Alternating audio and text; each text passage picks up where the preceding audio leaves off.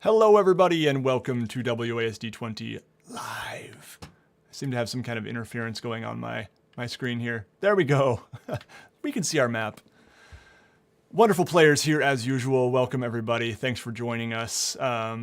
Players, can we get a sound check? Say hello, guys. Hello, guys. There we go. So I'm assuming they're all sounding great, but folks in the chat, let me know if that's not the case. Don't just insult our voices. I mean, let us know if you can hear us or not. Yes, exactly. I know we all sound foolish, but yes. So here we go, guys. Session 4. We're gonna kick it right off here and jump right in. I'll let these guys introduce themselves a bit more during the break, but there's some links to some things they're involved in down in the video description. And guys, don't let me forget at break time, okay? To let you introduce yourselves. All right. Excellent. Let's jump in. We are in Bryn Shander, my friends. The wind is starting to pick up outside the walls, battering these walls on this hilltop town, the largest of the 10 towns here in Icewind Dale.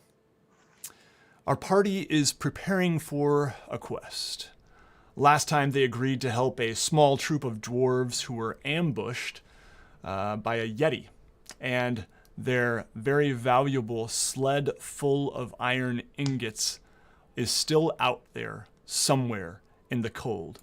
One of their number fell to the yeti, the others badly injured. You witnessed yourselves the wounds, the fear in their eyes, and now that fear perhaps is starting to sink into you a little bit as you prepare for this quest. What would we like to do here as we prepare to leave Bryn Shander? Is there anything else you guys would like to do before we head out? I will tell you, while you're thinking about that, oh boy, I forgot her name already. The dwarf captain in charge of this small troop of dwarves delivering the iron ingots did mark the spot on your map. Not too far from here. I can't remember the exact location. But yeah, anything you guys would like to do here before we take off? What time of day is it? Yes, what time of day is it? I would say it is probably about noon. You guys remember you woke up that morning, went to the tavern. We'll say it's probably even 11 a.m.-ish. If they have those times in Icewind Dale. You guys woke up pretty early and went to the tavern, met with Helen, and then kind of wrapped up that quest. Heard a couple rumors of other quests before she told you about this one as well. Nikos will go and retrieve his the two axe beaks that we currently have. Yes. Now, the question I have is, are these axe beaks combat trained? As in, will they defend themselves in battle? Will they startle and run? Yeah, I mean, I think that would depend. I don't think they would, for example, be able to attack at all. But I think it would largely depend on your ability to steer and control them. But you can imagine that axe beaks in Icewind Dale, they've seen some stuff, most of them. It's not, there's, even in the towns, there are often, fights breaking out in the street and all kinds of clamor for, noise. So, yeah. Well, we should travel quickly. The last thing we need is to be caught out in the wilderness during the cold of the night. If we travel with the axe beaks, they should be able to serve as potential deterrents for any other wild animals that will try and attack us while we are searching for this creature, this beast. I agree with Nikos, and we must stock up on oils and torches, anything that can create fire. I've got an idea that I'd like to throw out there and to the group and get your opinion on. we'll be at the mercy of this beast in the whistling snow. Are there any supplies we can acquire that'll give us an advantage, a step up against it, and maybe at least try and control the manner in which it appears or the manner in which we meet it? I hate to agree with the goblin, but fire is probably our best chance. I'm capable of creating small fires, but to answer Grakvar's particular question, I am no trapsmith, but perhaps there is one in town that might be able to provide us with something that we could use to set an ambush or a trap of some kind. Nobody noticed, but off to the side, Fizwick, after Clay had said, enforced my idea that it was a good one, Fizwick was holding up his hand for a high five, and he just got total air. I'll high five you. Oh, thank you. You have a sad ah. I'm sorry, guys. I'm just real Still life not here, that getting some pumped. nostalgia for high fives. I mean, it's been a while. The damage is done. This though. is why I You can love see his D&D right characters here. now. We can All of high a sudden- five. We can All of a embrace. sudden, it's like this post-apocalyptic dystopian world. It's winter. Nate's in a cave talking to young people with this huge wizard beard. Yes, back in my day, we used to raise our hands up with 5 fingers, no more, no less, and we would then place them together rhythmically in one loud clap. We would call this the high five. Was that because you were stoned, Granddad? No. Maybe. That's not why we called it that. But anyway. But often you'd get more if you were high. Yes. Okay, Right. so the high five has happened. You guys passed your dex check on that one. Nice work. Okay, so we would like to go and see if the town of Bryn Shanda has a local hunter or traps maker that would reside in town. Yeah. Sure. So you guys managed to find one not too far from the building where the kind of makeshift hospital of sorts where you met these dwarves, and yeah, you managed to find an outfitter that's just kind of specializes in traps, hunting, and just kind of outdoor survival gear. Kind of a general store of sorts with an outfitter's focus. We'll approach, knock on the door if need be, or walk in, whichever the case is. Greetings. Are you the trap maker? Yes, I am. And a dragonborn comes to the door. He is a silver dragonborn and looks to be kind of hunched over. Please, come in. What can I help you with? Well, my name is Nikos, and these are my companions, Clay, Grakvar, and Fizwick. We are traveling through Icewind Dale in search of a large bear. And we were hoping that perhaps we might be able to procure some means of ambushing or trapping such a large creature. We need to catch a yeti. Uh-huh. A big one. Yes, okay, well, I will tell you that, yes, common bear traps are a decent enough selection, and I do happen to have some here. The price of said goods, let's find out. I'm going to race you just because I can. Yeah, now go for it. Hunting trap is what I found, but Yeah, that's what I found too. There's no actual bear trap. 5 gold. okay. 5 gold, thank you. I did not find a price, so that's good. So yes, unfortunately I do not have anything specific to the Yeti. It is uncommon for people to try to catch one, but a bear trap is probably about as close as we will come. Excellent. 5 gold each. Grokvar, how many do you think we will need? At least 4. We will take 6. Excellent. And he kind of goes into this back room and clatters around a little bit, and you hear and this clank, and he Brings out a pile of coat hangers and paper clips. he comes out and he says, "Everything is fine. You won't want that one." And he comes back out holding this kind of crate, and he's dragging it. It's quite heavy, and he. All right. Do Here they we have go. an Icewind Dale? I'll go pick it up. Polar bears. Okay. Yep. So you pick it up. It's quite heavy, but you seem to be able to handle it. Fizwick's been walking around the room looking at things randomly. Does he see a net anywhere? Yeah, there actually is a net on the wall.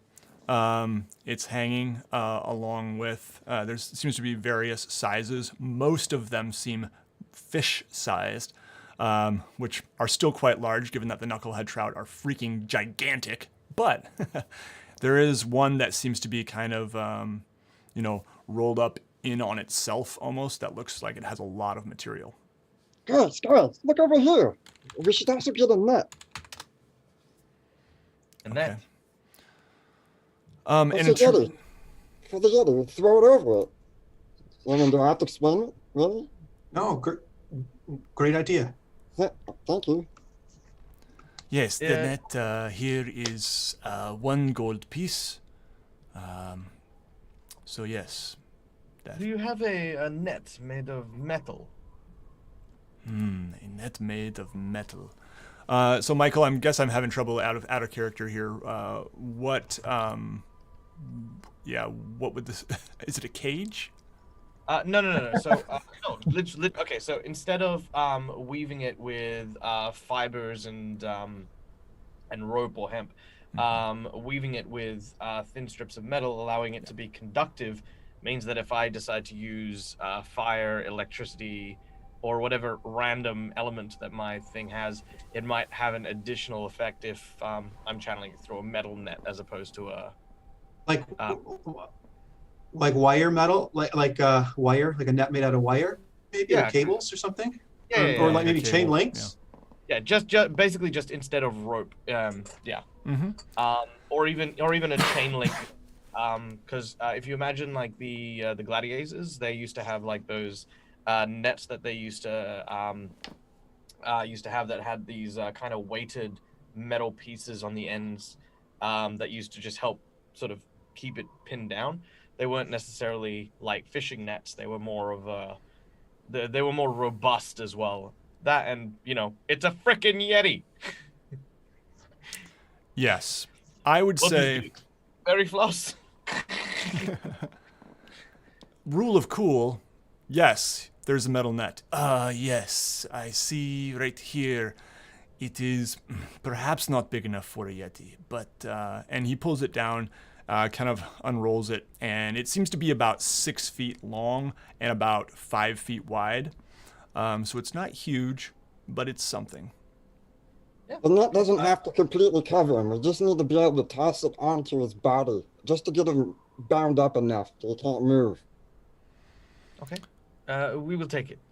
Okay, so I'm not sure what. Maybe we can say 5 gold pieces for this as well. I think a normal net is 1 gold piece, so I don't know. Does that sound fair?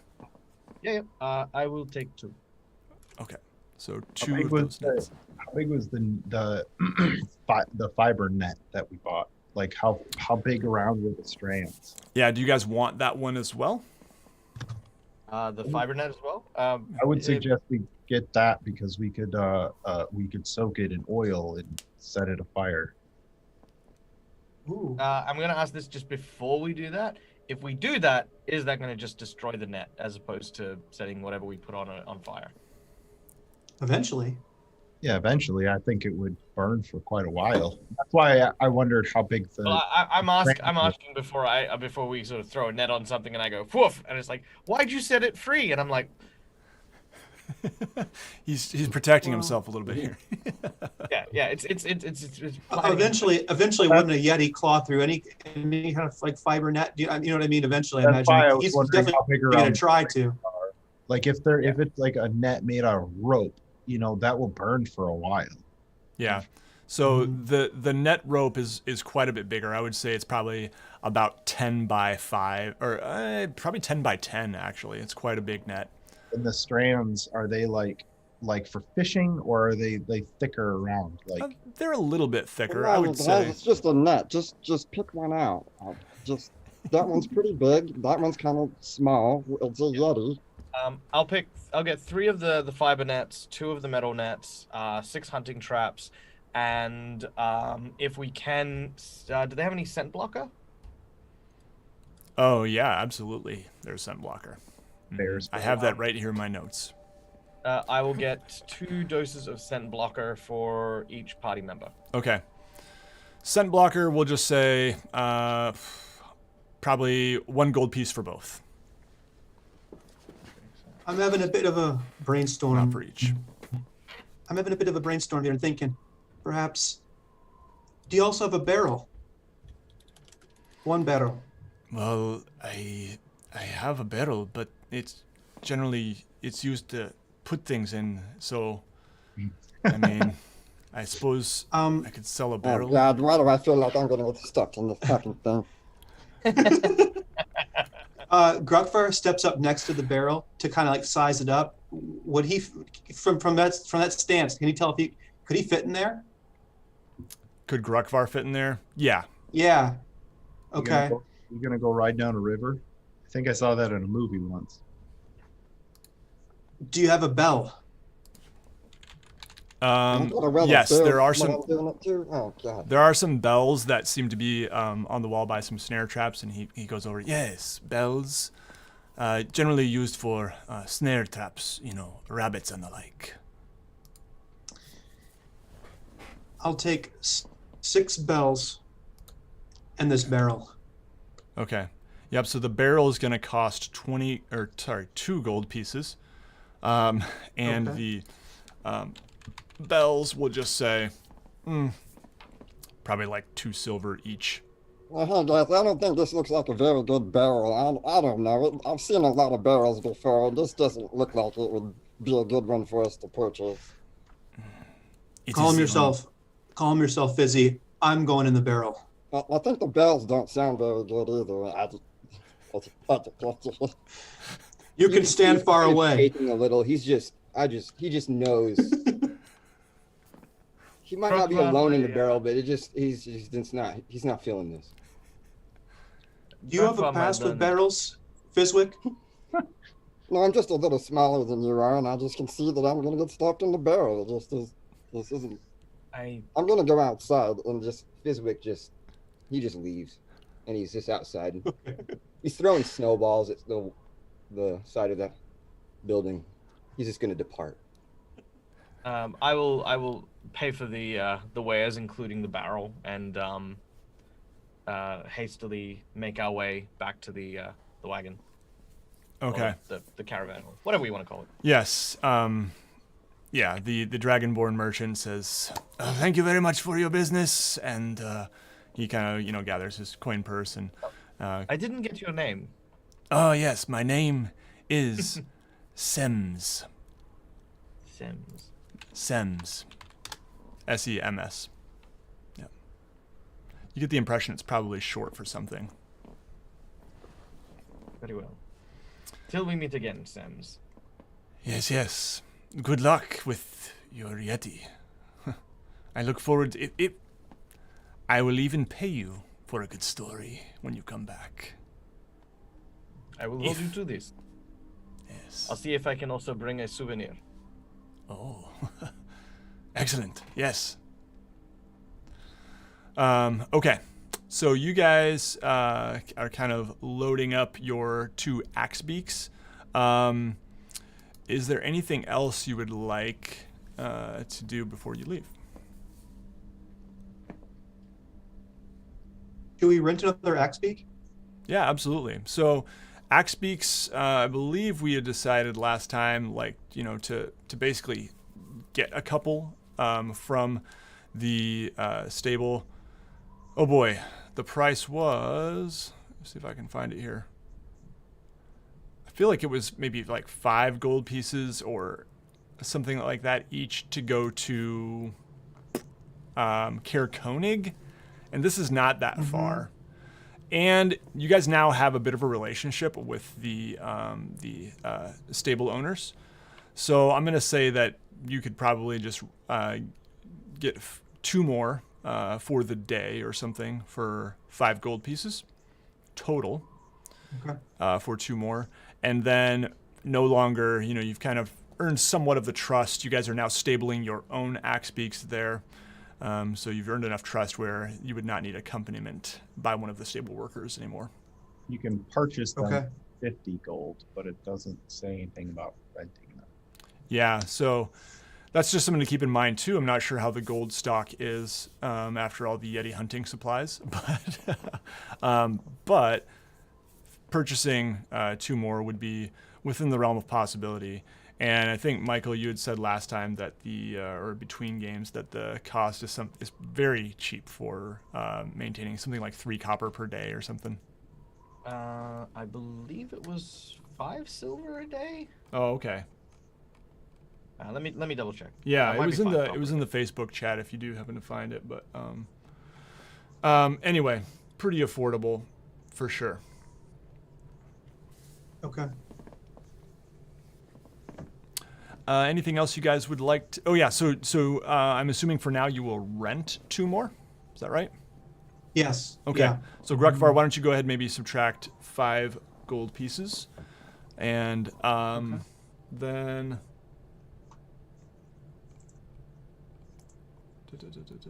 let's see.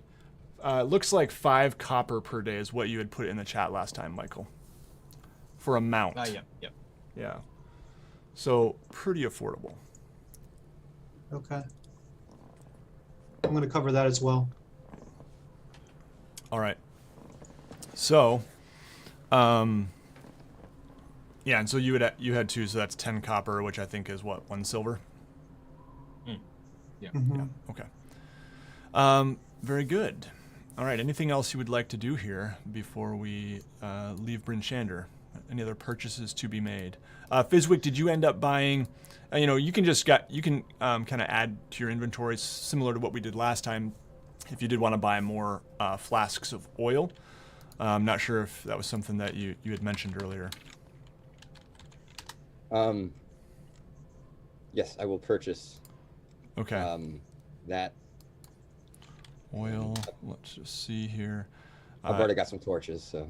Yep. So a flask of oil, it looks like, is 1 silver, so quite affordable. I'll just get 4 of them. Okay, so 4 silver pieces, and anything else? No. Right. Very good. It's over with. So, the wind is howling. It's only been about an hour, so it's about noon now. You're starting to see a little bit of that twilight that is about the brightest it ever gets here in Icewind Dale, since the Frost Maiden has started weaving her spell on the region. And you depart and head out on your axe beaks, pretty heavily laden with the traps and nets and such. And as soon as you get about 10 minutes outside of Bryn Shander, the wind picks up to a pretty heavy rate, and you can sense the snow starting to fall sideways.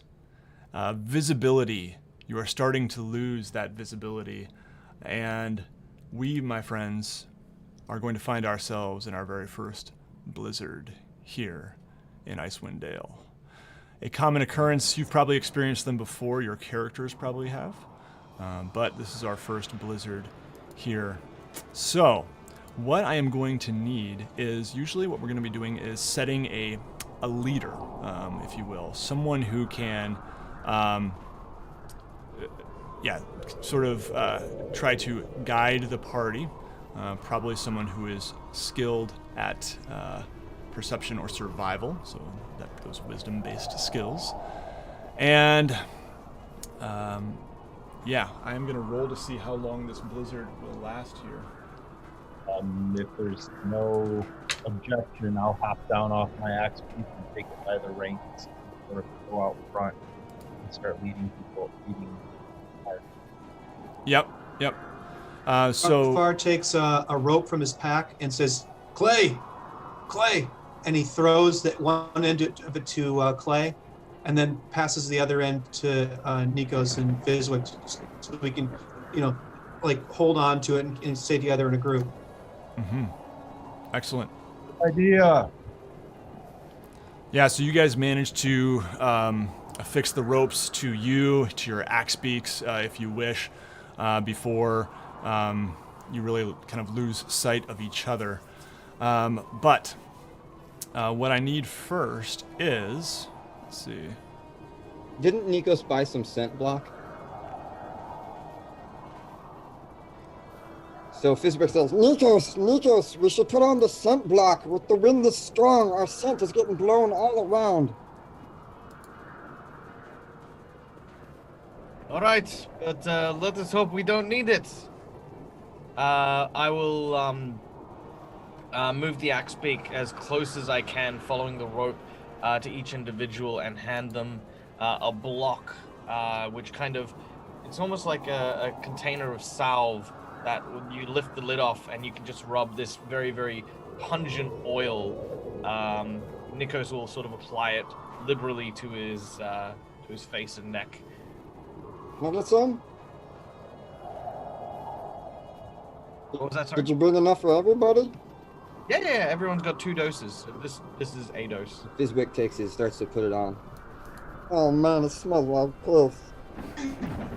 That is because Is it Is it viscous? Is it like kind of gloopy? It's like an oil. Okay. Picturing It's him like- like, it's like dumping a- it out of the can to put on, and it just gets blown off, and he just It, puts his Fun- bare fun- hand on. fundamentally, I would believe that at this particular time, it would probably be some sort of mixture of gelatin from pig fat mixed with like very, very potent wolf urine, mixed with a bunch of other like random, like strange herbs and concoctions and the like. I wanted But, to know if I could just pour it out over my head, or if I had to smear it on like you did. I'm gonna go the smear route. Yeah, smear. Did you hand some to me too? Yeah. Okay, I just put it in my pocket. If you're not going to use it, give it back. What? I go really close to your ear. You're not going to use it, give it back. I didn't say I wasn't going to use it.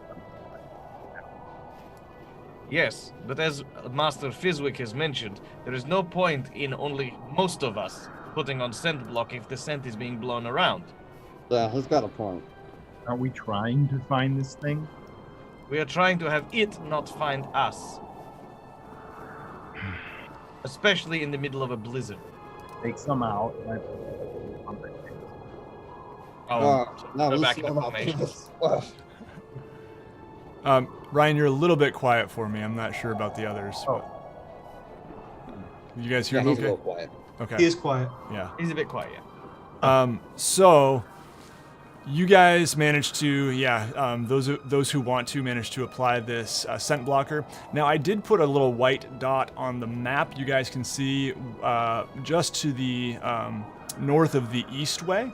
So if you look at that map, you'll be able to see the location that she marked for you, the Dwarven captain. Okay.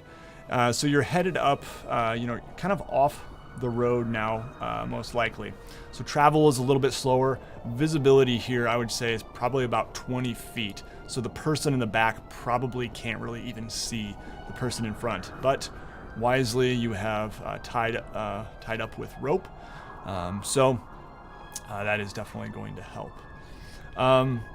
Do you want to keep moving through the blizzard toward the location marked on the map, or do you want to hunker down and wait for it to pass? I say we keep moving. Yeah. I Unless agree there's- with unless Fizwick. there's some sort of notion from the back that I should stop, I just keep walking forward. Yeah. Great. And then that seems to be the consensus. So what I need is whoever would like to be the navigator. I need to make a survival check. So what do you guys I think should be think the Clay should do it. He's the big, strong one, so he should be in the front. Clay, what do you Did think? you say a survival? Yeah. 10? Okay, you got a 10. Wait. My perception is only +2, and survival's +2. I suck. Okay, so you got a 12. Okay. So you do find yourself continuing to walk toward the direction you feel is correct. Let's see here. And you manage to stay together. The ropes do not fail. And let's see here. I'm going to roll another. I just realized it says here that I should roll on behalf of the navigator. So, Ryan, you said you're a +2 to survival. Is that right? Yeah. Okay. And proficient. Okay. All right. You guys continue on for a while and continue to walk. But you find yourself spotting the banks of a lake ahead of you. How far ahead? You can just see like a kind of a break for a moment where, it's probably about 50 to 100 feet ahead of you. Great. I actually walk toward the lake, hoping that the wind will be slightly cleaner, or at least straighter and easier to deal with, gusting across the open water and pushing snow all over the place. Yeah, and as you approach, you actually find yourself crossing what appears to be a road. And you know that your route was supposed to be off-road entirely. And as you look around, you do recognize that this is Mayor Dwaldon. This is not the right direction that you were hoping to go. So, yes, this is the lake that is north of Bryn Shander. Clay, there's would you not guys supposed to be a lake here. The lake's where it's supposed to be. We're not.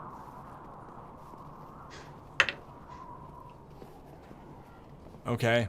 Do you guys want to hunker down here? Do you want to press on in the direction that now you can kind of reorient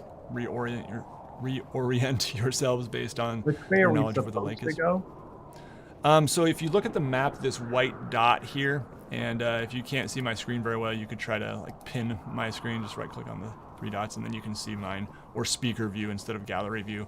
Hopefully, we'll give you a better view. So yeah, the white dot north of the Eastway, but it looks like you are quite a bit west of that because you just hit Mayor Dwaldon. How much time do we have before it gets? Wait, does it even get dark here? Well, it's always pretty dark, and you guys do in the blizzard. It's kind of irrelevant at this time, but you get the feeling that it's probably about 1 p.m. Or probably actually more like 2 p.m. at this point. So it is starting that twilight you would know does start to fade around this time. So we came up straight up from Bryn Shander. So basically, we would have to head west, like toward Bremen. No, so there's another white dot, Ryan, north of the Eastway, and I'll move it here. Maybe you can see my now the blue dots there on the map. Oh yeah. Okay. Yeah, so that's where you were headed, but instead you went. It looks like you kind of got turned to the west too far. You hit the lake. So you would need to head east if you want to keep going. What do you guys think? I say, knowing what we know now, let's turn around and head back towards the proper direction. Okay. This is our new starting point. Sounds good to me. Okay. Cool. So about 2 hours have passed. At the end of the next hour, so now 3 hours, you do find yourselves getting closer to the hills that you know are near your location. And yeah, you, at this time, the blizzard starts to fade away and you start to gain a little more visibility. You can start to see the aurora in the sky that marks the Frost Maiden's passage, pushing the sun back each day into its place. So, at this time, let's see here. You crest a snow-covered ridge, and before you, a gruesome scene, my friends. You see a dismembered corpse in the gully in front of you. Snow covers some of the gory bits, but the headless torso and severed limbs are visible. You see tracks in the snow all around the corpse. These are icy tracks. They seem to have hardened here, so probably not super fresh. And the telltale grooves in the snow left behind by a sled that has been hauled away. What would you like to do? Can we tell that the corpse is a dwarf? Yes, as you examine it, you can clearly see that there is a head among the wreckage with a large beard, and the proportions do seem consistent with that of a dwarf. This you remember from the dwarven captain. I'm going to find her name now because now I've actually got it handy here. It is Hruna. Yes, thank you. Michael had it earlier. She did say that poor Ubak, you remember, was torn limb from limb by the Yeti, and this would appear to be his remains. This looks like our true starting spot, I think, or starting point. I think we should follow these sled tracks and see where they take us. I agree. Clay, do you think it wise for us to all dismount from our axe beaks? There's no telling how far away he made it. We may be walking for quite some time if we do dismount. Well, I figure now is a good time as any. And Grukvar hops off of his axe beak and also kind of starts to kind of reel that rope back up that we were using to connect each other with, and puts it back in his pack. And he takes those bells out that he purchased and he weaves them into his belt. And then he climbs inside of the barrel and steps out in front of everybody. And he says, I'm going to take the lead, and I'm going to get a bit of a distance between you all and myself. My hope here is that I'll be the one to draw his attention and draw his ire, and the rest of you can hang back and potentially have a chance to react. My fear is we're out here in the snow. We'll never see him coming. You know, from the country that I come from, we have a saying: winners do not prepare for defeat. We will see him before you need to use that armor you're wearing. Clay just... I'm offering up my own safety and my own health here for our group. And you're telling me to climb back out of this barrel? I didn't say climb back It's out. my neck on the line. Fizwick has been coating the barrel in oil while you guys are having this discussion. Just quietly, while no one else is noticing. You hear Grugfar sniffing like he smells something. Well, it's okay. Fizwick! Let's just It's What are you doing out there? So it's not actually oil, it's just bacon grease? What a waste. Hey, bait, I guess, right? Yeah, exactly. All right. So, Grukvar, you managed to climb into this barrel. Yeah. And you are You understand what I'm saying? It's like upside down. My feet are sticking out of it. I'm walking around. Yep, I got you. Okay. And how are you? Can you see out of it? I'm just looking at the ground. Okay. That's a good point. Huh. Fizwick Yeah. really did Gruckbar put climbs oil back on out. there. Gruckbar climbs back out of the barrel. To say otherwise, Clay goes, Gruckbar, this way, and just starts walking. Follow my voice. And I imagine this barrel has just been kind of dragged behind your axe beak because I can't really imagine another good way. So it's been pretty okay just because it's been mostly across snow and you've maybe been picking your path a little bit to avoid rocks and such. All right, Nikos, I'll admit there's a fatal flaw here, and it's that I can't see well inside here. I'll pull it off for now, but I'm going back in at the first sign of trouble. And he climbs back out of his barrel and steps back behind Clay and kind of gestures like, have at it. Yeah. All right. So do you guys want to follow the sled tracks here? Yes. That's Clay's plan. Okay. So yeah, you do see some tracks, kind of a mess of tracks around the corpse, and then footprints and such, and then you see straight ahead, pretty clear direction of where the sled has gone. So let's see. The tracks do lead kind of southeast, and you notice that they are not very big footprints. They're actually quite small.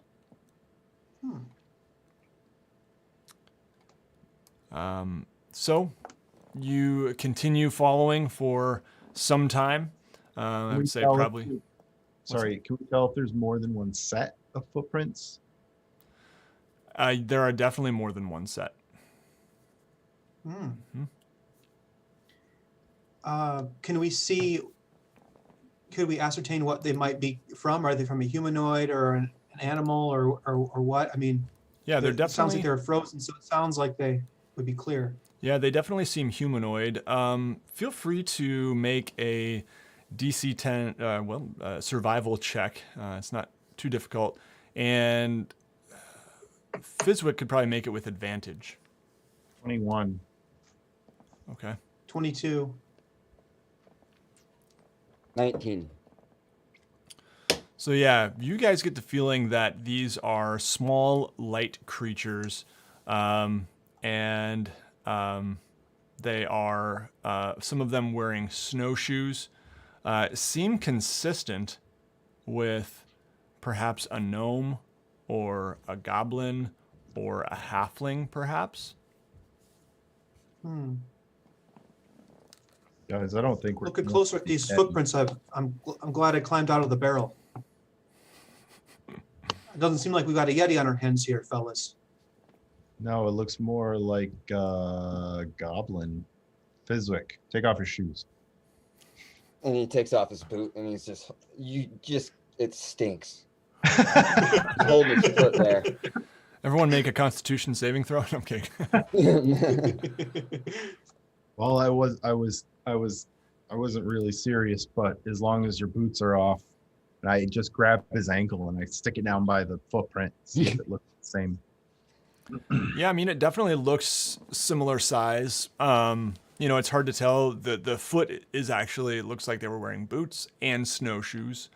So, yeah. Are the prints still frozen? They're starting to get a little more fresh as you progress.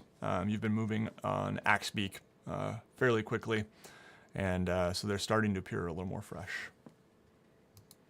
Oh, I thought we were down and walking. Did we get back up on our axe boots? I don't know. After Yeah, perhaps that's my bad then. Well, Um, I like- know Nikos wouldn't get off his axe beak. He would still be at the back of the group. I mean, he knows that he is both not very capable of tracking and hunting and surviving and the like, and B, it's beneath him, so he will not. I forgot we were on Axe Peaks.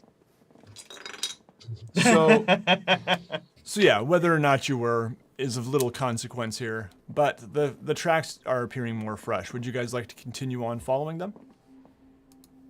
I think for a How little far bit. ahead? How far ahead can we see, Nate? How far ahead would you say we can see? I would say your visibility now, I mean, it's quite dark now, but your visibility is fine. There's no snow blowing anymore. And What do our surroundings look like? Is it sort of like tundra, or is it open, or are there trees, or what's the? there is almost nothing. Yeah, I mean, hills and snow and, low rolling hills. And your visibility is probably, you all have dark vision, so probably 100 or 200 feet, I'd say. You said there's low rolling couple hundred hills. feet. Are there any that would possibly give us a better vantage point of maybe what might be up ahead? Mm-hmm.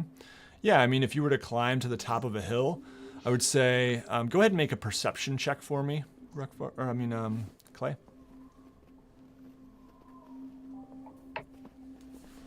Um, 15.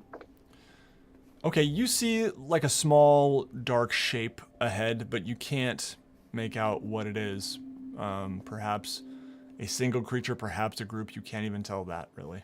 Can I tell how far ahead? Yeah, it looks like probably about, I would say, no, you can't see 400 feet probably, but yeah, 200 or 300 feet. Okay. What would Clay keep that to himself? Clay, what do you Oh. think? I climb down and report what I saw.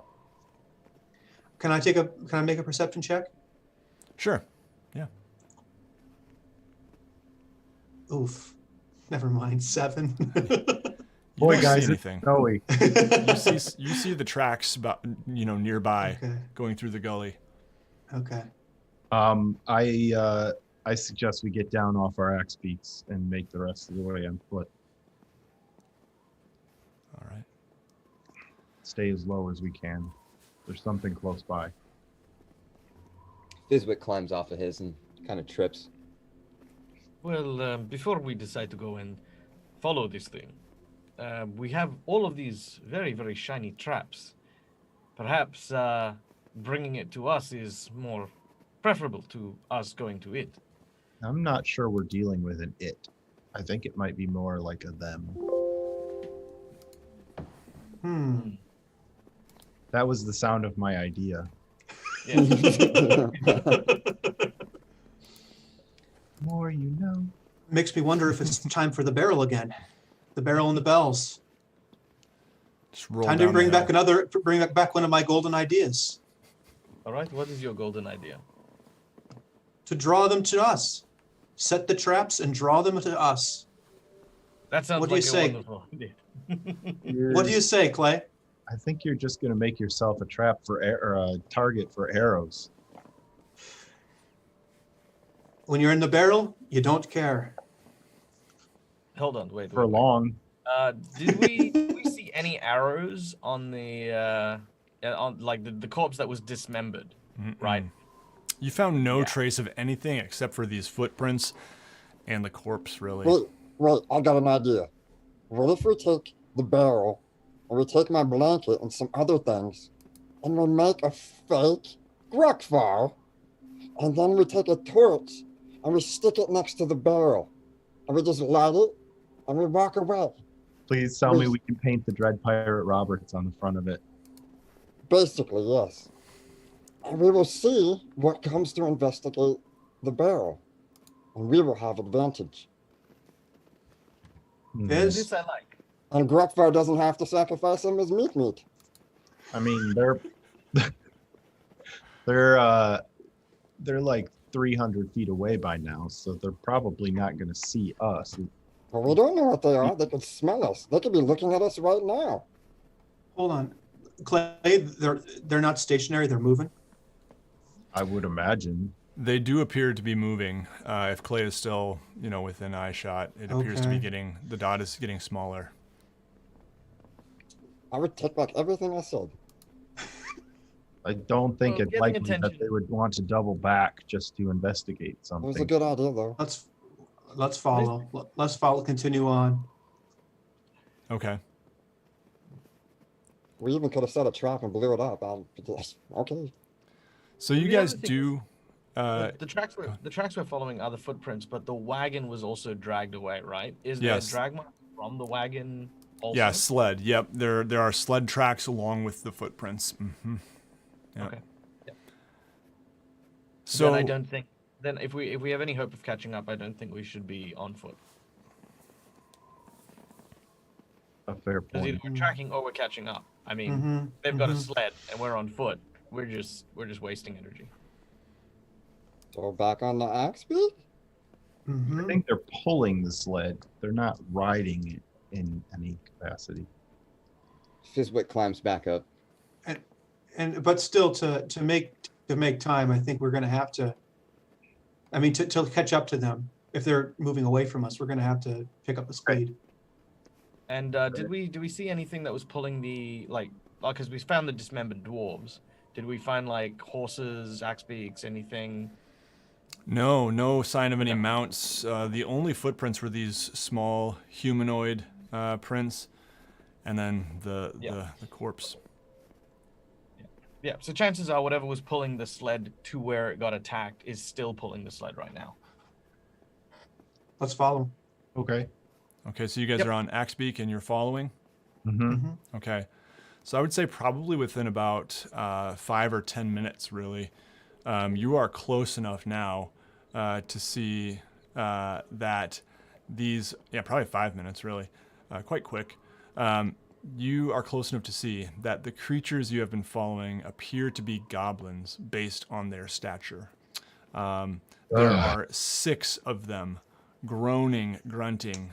You can just make out the sound of one cursing loudly at the others as they haul this bulky sled toward what appears to be another shape off in the distance. It looks like a large wagon parked in the snow. And pulling this wagon are 2 large white creatures that appear to be polar bears. But not okay. So the goblins are pulling the sled, but they're heading toward this wagon pulled by polar bears. That's right. So you are about 120 feet behind the sled, and the goblin's wagon seems to be about an equal distance away from the sled. Yeah. Are we able to make out whether or not there's anybody by the wagon? Yeah, I mean, I would say that you sense some movement in it, or you can see enough to see that there is some movement in addition to the polar bears. Nothing Yeti size. No, you can't really tell anything else. Just it looks like in the wagon or on the wagon there appears to be a little movement. Oh, you guys, we shouldn't get too close to that. That's a snow crawler. There's got 2 polar bears up there that will completely decimate us if they see us. And who knows what could be sitting in there? There could be 50 goblins in there for all we know.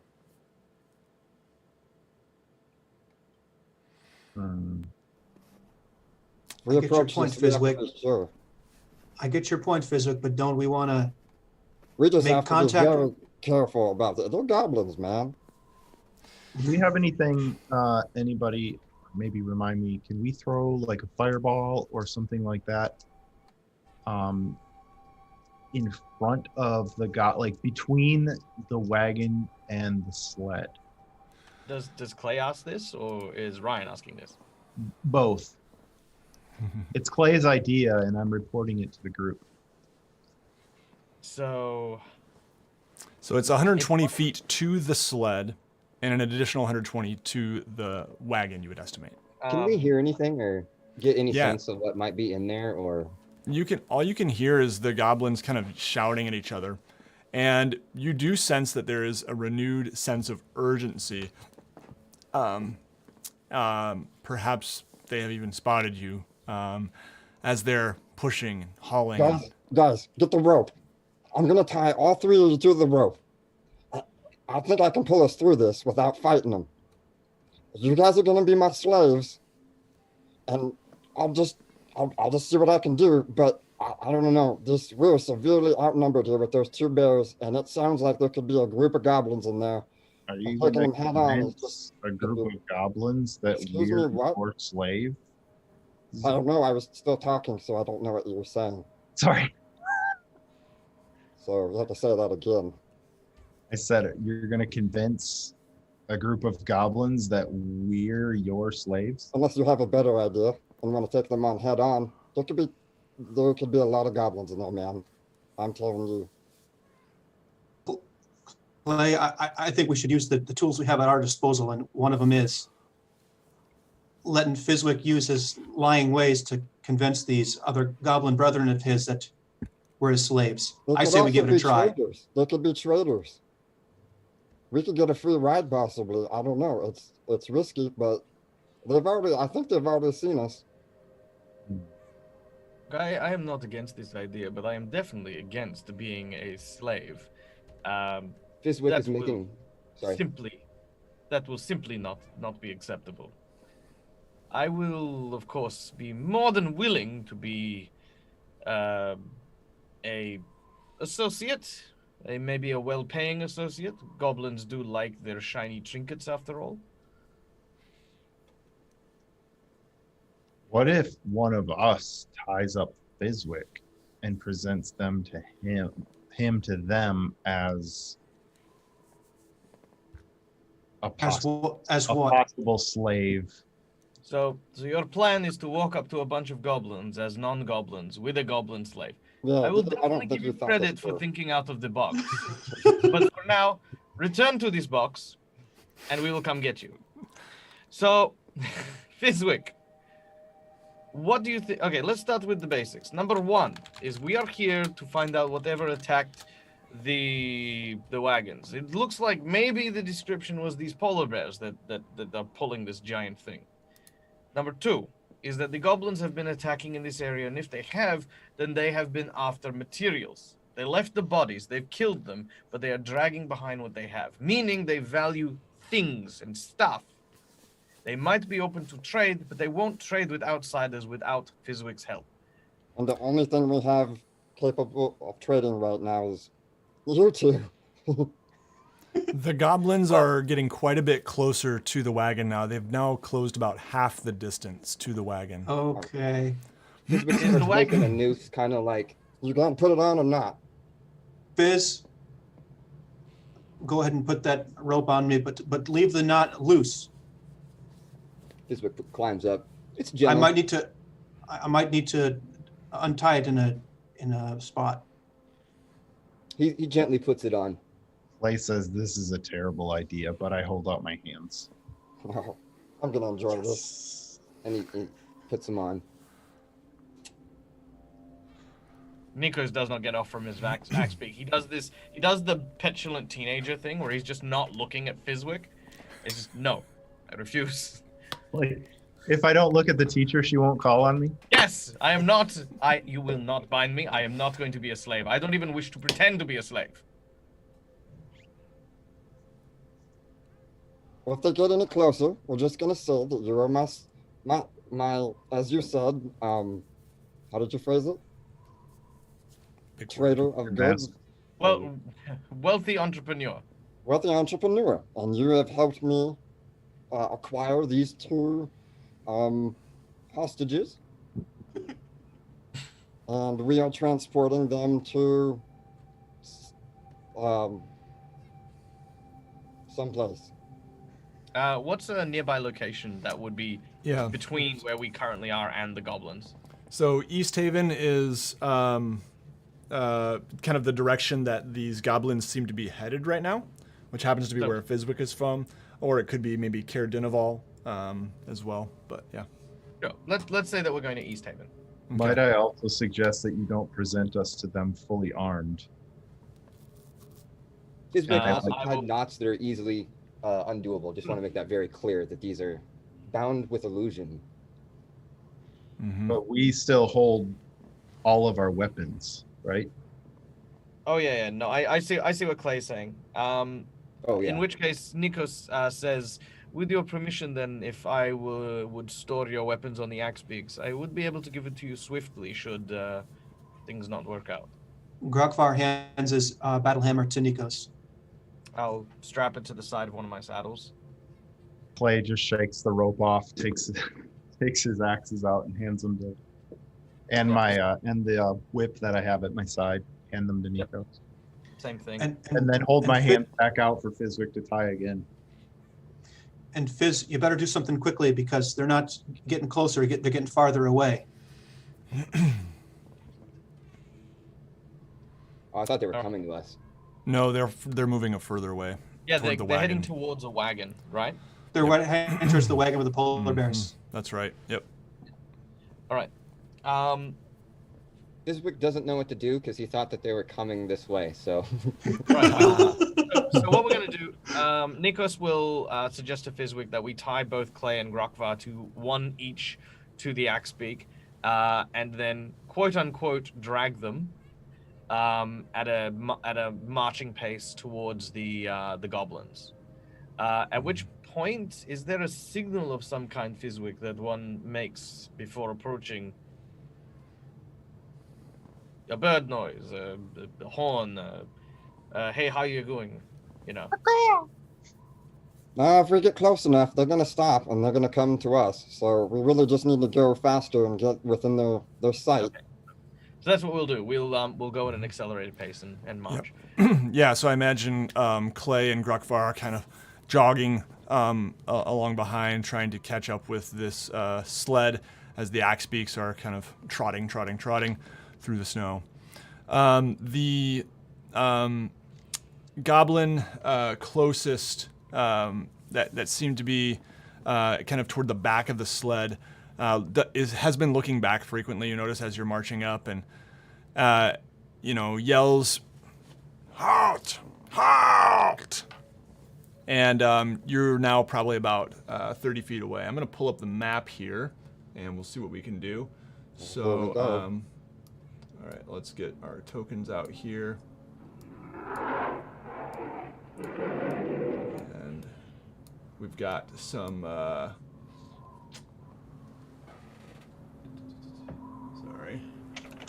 goblins here.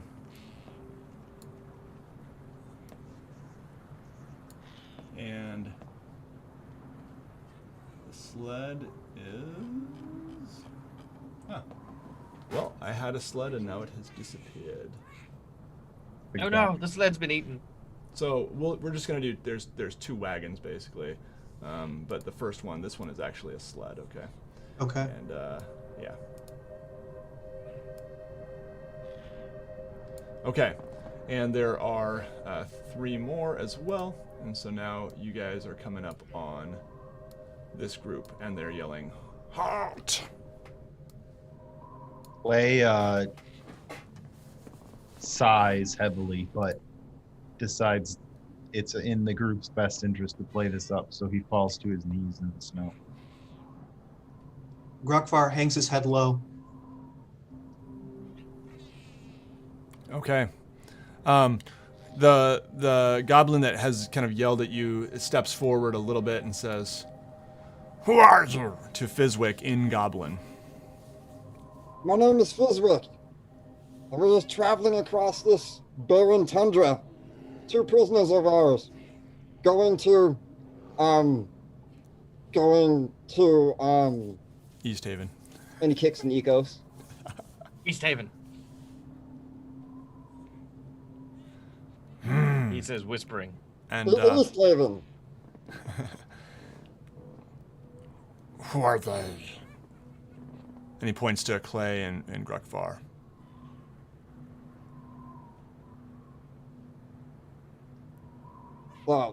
These are the prisoners. This is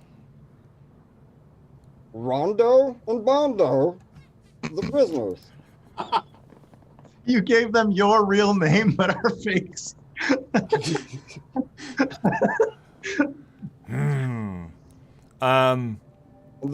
really bad. They've done bad things, and we're going to go seek a reward. This is all in Goblin, right? Yeah, this is all in Goblin. Keep your distance. You Do pass you on. know, we happen to be looking for, man, what was it we were looking for again? Yeah, Yeti. Lady? Eddie. So A you're Yeti! looking for the sled that they they are pulling, but you had also heard about a Yeti. We happen to be looking for a Yeti, and we found a dismembered dwarf. You could say he was torn apart. Do you know anything about that? Nothing. Fizwick, go ahead and make a deception check if you could. Okay. 14. Okay. He says, no sign. You all move along. Keep your distance. These are our goods we are transporting. Clay kind of grabs the knots around his wrist and pulls on the rope gently to like nudge Fizwick to keep. I don't know. I mean, Probing him. I can't communicate what I'm trying to do, but One more thing. Have you seen any caravans around here? Any traders or? No. Only us. Just us. And you see a figure who seems to be a little more, well dressed in some kind of tribal gear, skull helmet, and some kind of fur cape, come out of the wagon. And you also see the two polar bears, or one of them, kind of snapping at one of the goblins, and the goblin quickly scurries away and kind of like on his back in the snow as the polar bear is snapping at it.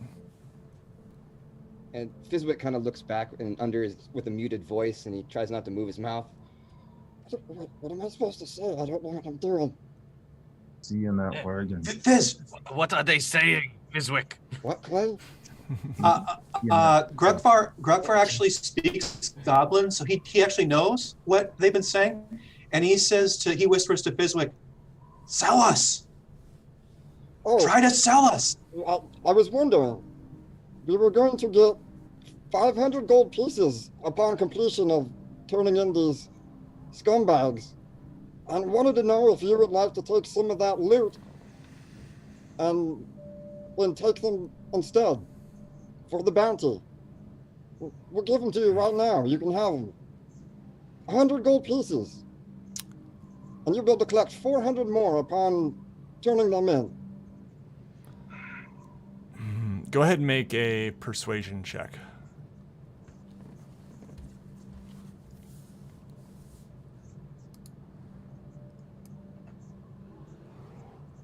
Oh, whopping 5. Oh, and I forgot. Sorry, guys. I'm not showing the battle mat at all to the viewers here, so let me do that. My bad, everybody. There we go. So just for the sake of those viewing here, this right here is the party. This right here is the goblins, the 6. And then right here we've got the newly appearing boss, and the sled, or the wagon and polar bears are just off screen here to the left. Okay, so sorry, Fizwick, what did you get? A 5. Okay. Big 5. I say, no, for us too risky. We no collect bounty in the human settlement. No. Well, how about what if we gave you some gold for transportation? Grukvar, are you okay? Because Nikos doesn't speak Goblin, so there's a lot of talking and hearing what Grukvar said before about trying to sell. Grukvar, are these merchants? I'm grasping at straws here, Nikos. I don't know myself what they're aiming at, but I'm just trying to get something going so we can catch them unawares. What are you thinking? Nikos will chime up and say, maybe nothing, maybe something. Nikos will take out 10 gold pieces from his pouch and throw it into the snow in front of the goblin. You have a lot of wares. and I have a lot of gold. Much better than working with the human settlements to try and sell what you have. How about instead, I make your load a little lighter and you make my purse a little lighter in kind. And trust me, Nikos will reach for his hood and pull it back, revealing an intricate marking of tattoos over a balding head, each of which are inscription of arcane runes, indicative of the Red Wizards of Thay. I can certainly make it worth your while, but I only deal with the person in charge. And as you say that, the apparent boss has moved up right here, and you see that he says to you, "That is me." And why don't you go ahead and make an intimidation check? Well, I don't know. Persuasion, intimidation, what do you think? Well, they're both the same for me. Okay. But I can if you'd allow me, I can cast the friend ability, or the friend spell, Ooh. while I'm doing this, if it's a diplomacy. Sure, yeah. That would be fine. Very well. That'll give me an advantage on this. So I will use that on this, and that is a glorious. Ooh, nice. Okay, so that is a 16. Okay. A 16, and the goblin kind of steps forward and says, "Hand me that," to one of the other goblins. And the goblin picks up the coin purse and kind of tosses it. He opens it up and he says, "What is it you want exactly?" He offers his hand to Fizwick as a gesture to try and be assisted off the axe beak. Fizwick complies and just acts like he's a little bit more above him. You can see that Fizwick is almost like second tier here. Kind of does a little bow as well. Get on your hands and knees as a stepping stool. He does. He goes full on it. Sinks His into the hands snow go and just- to sell the roll. He is full hands on the ground. Little stool. Okay. Dwarves. Useful for blacksmithing, not so much for transporting goods and wares. Many have lost things on the roads, claiming wild beasts have claimed them. Perhaps maybe you might be able to fulfill some of the orders that I had, that these dwarves seem incapable of fulfilling themselves. After all, goblins are far more resourceful, I have found. So, you wish to buy these goods? And he motions to the sled. If you will allow me to examine them, there are plenty of goods and wares that I could use. And you hear him shout, "Blah, blah," and the other goblins back off a little bit. And you can see that they now draw short swords, but they back off. They give you, a somewhat of a berth there if you wanted to approach and check it out. I will approach and say to Fizwick, "Attend me," and walk forward. Okay. Fizwick falls along at his side. As you examine the cart, you can see it is heavily laden with, and maybe you peel back a little bit of burlap with iron ingots bearing the mark of a foaming mug. And also, when the swords were drawn, Clay would have subtly looked up to survey the group, get a better lay of the land, so to speak. Mm-hmm. And just for an awareness thing, so your weapons are still on the axe beak on the saddle, still attached, right next to where you guys are. Approaching and looking, these are definitely the missing wares. Nikos looks to the goblin leader. These iron ingots, how much do you require for them?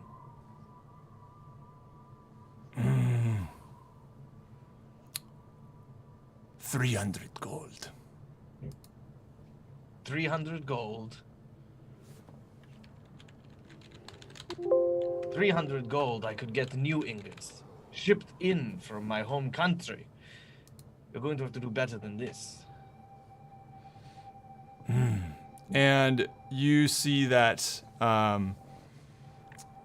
the goblin really hasn't had a chance to look at them yet, per se, and so he kind of shouts some things to the others, and he approaches the other side of the here to kind of examine as you and Fizwick are up here, and he does kind of. You can see him starting to count a little bit, and says, while he's 2. counting Yeah. and distracted, I'm going to give Fizwick a sort of like an elbow to the ribs and sort of gesture at the very, very, very distracted leader of the goblins. Fizwick makes a little grunt as he gets a little love tap there, and just kind of looks at you. Has no idea what you want. Nikos looks at Fizwick, and Fizwick looks at Nico. And just there's this.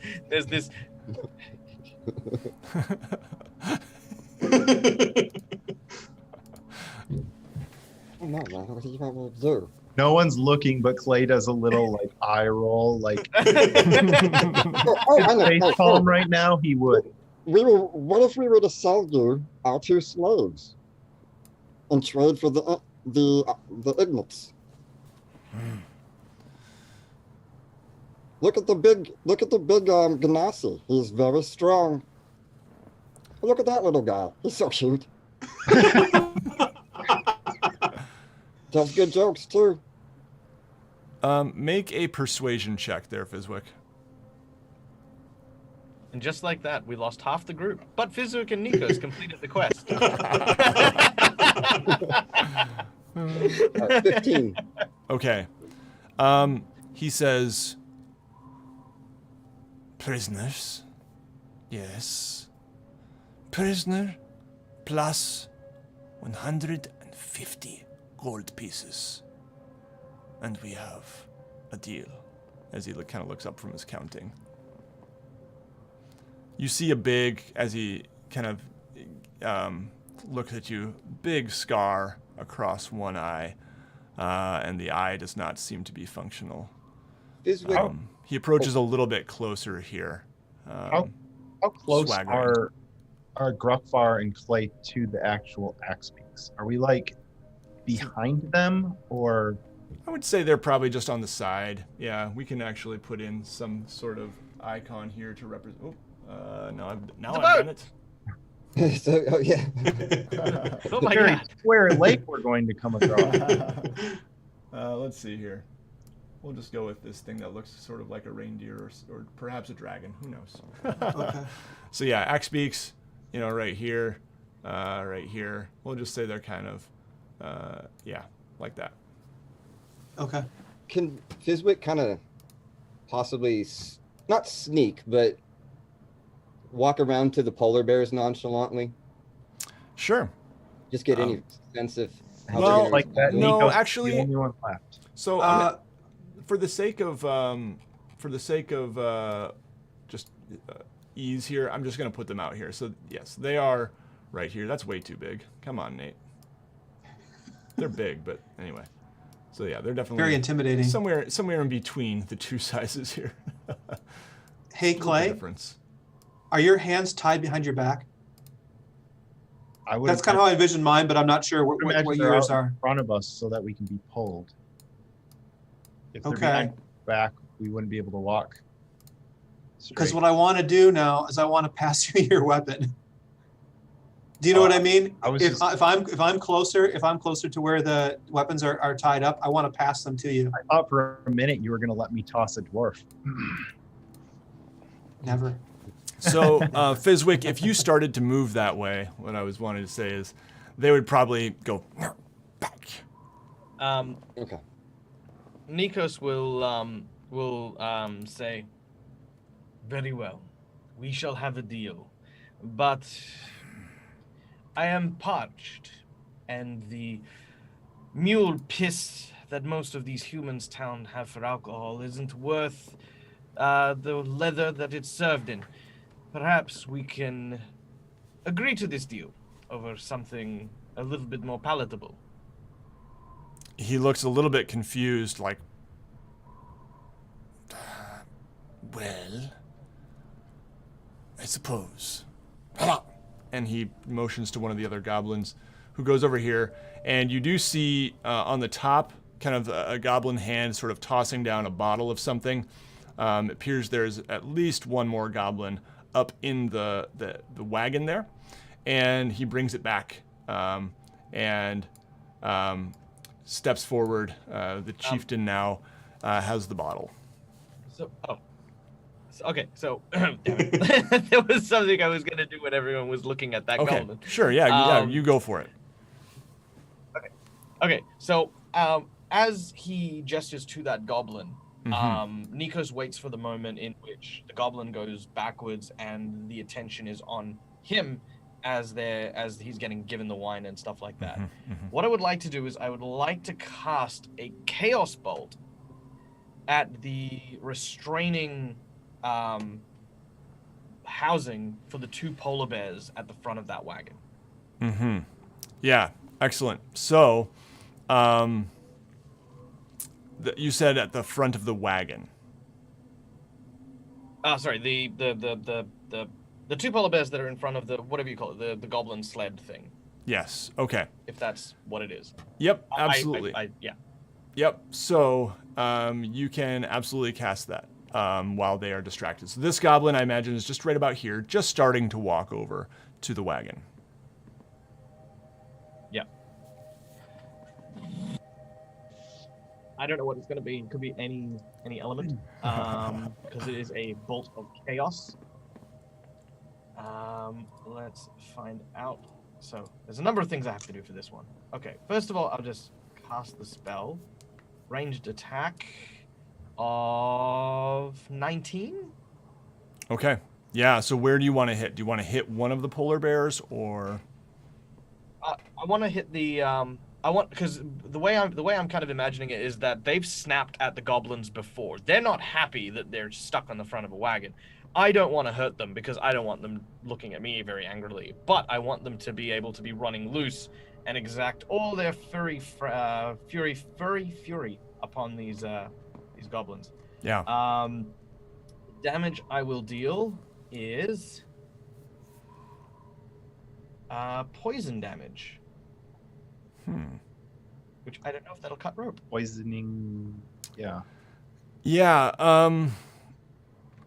Well, let's find out. I'm gonna just roll to see kind of what that might. It does 19. Yeah, it also does 19 points of damage. Okay.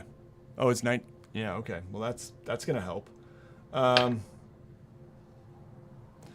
Okay, I'll say that this polar bear actually kind of, reels and roars, and it pulls and it breaks the harness, the one closest to you. It breaks the harness and it moves over here. And at this time, let's go ahead and everybody roll initiative, and then we are going to take a break. Yeah. Oh. And when he did that, Fizwick just gasped in air. He had no idea. Thought we were going to maybe even get a ride. This was like maybe the bus, but he's really shocked. Nico sort of looks at Fizwick and goes, "Quickly now, quickly." All right. So, what do you guys got here? Anyone get 15 or higher? Yeah. 16. 21 for play. Okay, 21 for Clay, and then 16 for Fizz. Mm-hmm. Excellent. And Grukvar, 14. 14, and Michael.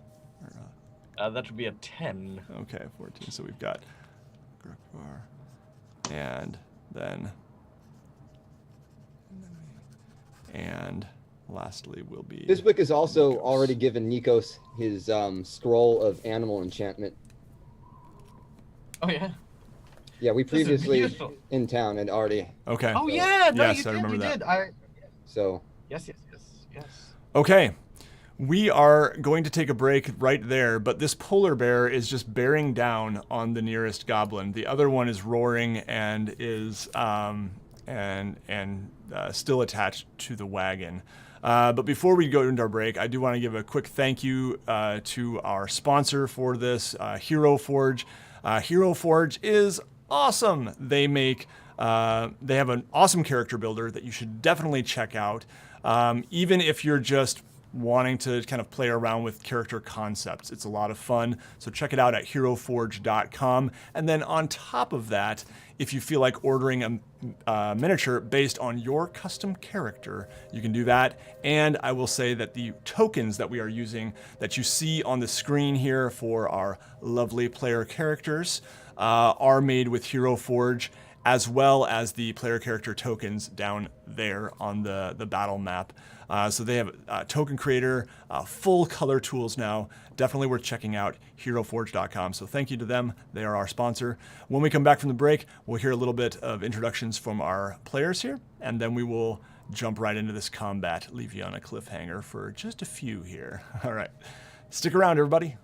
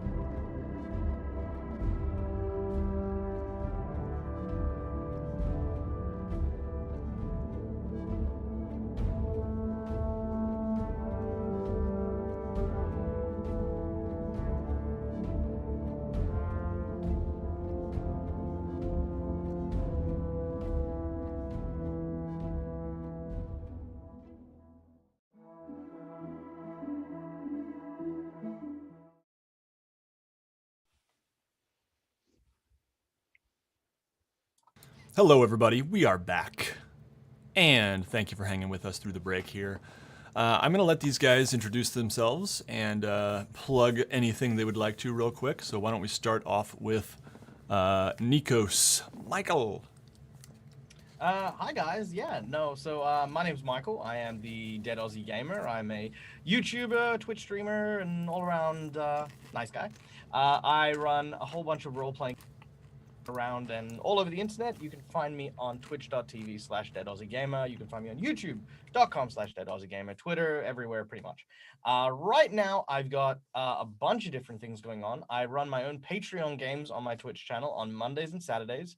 Oh, by the way, these are Australian times, so think of it like the day before. That would be when it is. So Mondays and Saturdays, I run my Patreon games, which are Pathfinder and Starfinder. I run, actually this week, this Saturday, I'm going to be starting up a D&D 5th edition adventure called The Winds of Wilderon on Saturdays, which I think, if memory serves, it will be at 7 a.m. US Eastern Standard Time on Saturday. And that one's actually based off the Disney Robin Hood. And on Sundays, I do Rise of the Rune Lords, but we're doing it in Pathfinder 2nd edition.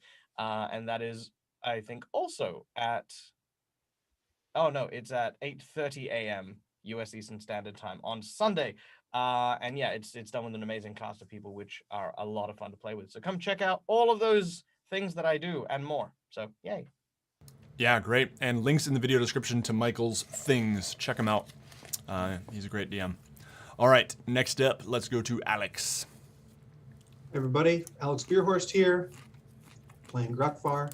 I don't really have any special D&D or tabletop or role-playing product to promote. I'm just glad to be here. Excellent. And I'll stand behind anybody on this channel who does have something they want to promote. Do I ever want me to jump in with you? I'll be willing to do that. Sweet. All right, Ryan. Ryan Norman here.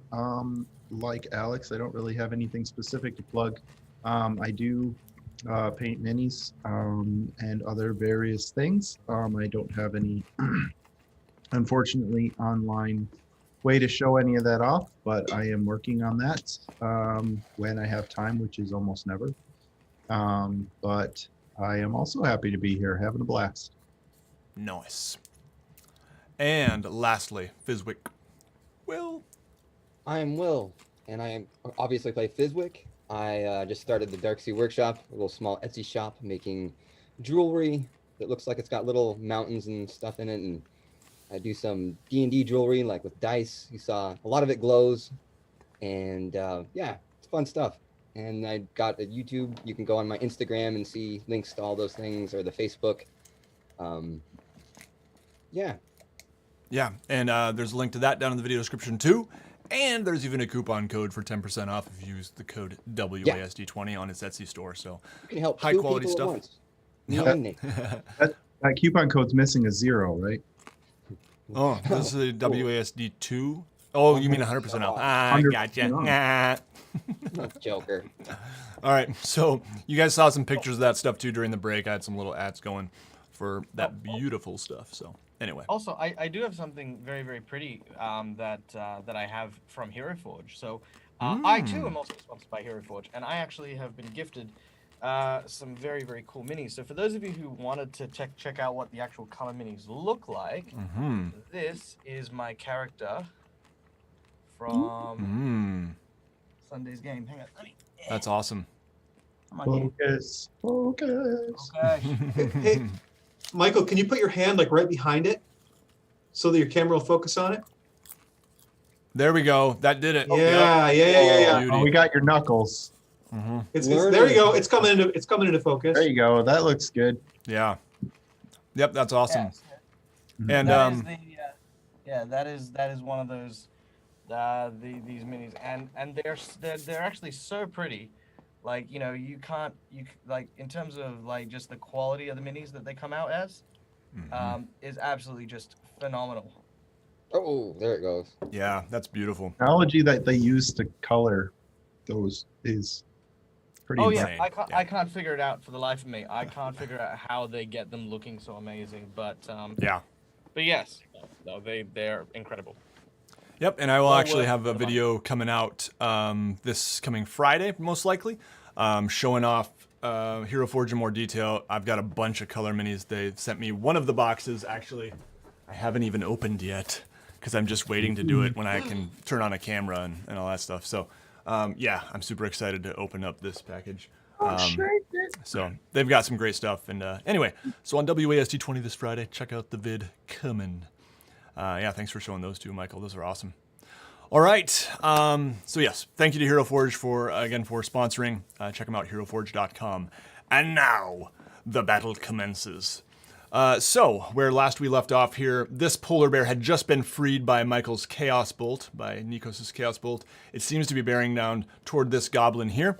And we were rolling initiative, and I am going to say that probably the polar bear actually has a surprise round on these guys. And so we're just going to roll with that because I think it's going to be interesting and awesome as this polar bear tries to take a bite out of this goblin, or perhaps swallow it whole, as it were, and rolls a 4, which is not going to hit. Okay, so let me make sure polar bears don't have multi-attack. Oh, they do! One with one with the bite and one with the claw. So now the claw attack. Oh, come on, polar bear! If it's a Natural hey, one. Nate, if it's a sneak attack, does that mean you have advantage? So no, it just means that in this case, it's not really a sneak attack. He just has a full round. I see. On them. So Okay. yeah. Okay. And well, actually, I don't know. Would he get advantage on against a surprised creature? If it's a surprise, he does get advantage. I don't know how to play D&D, guys. I forget sometimes. All right.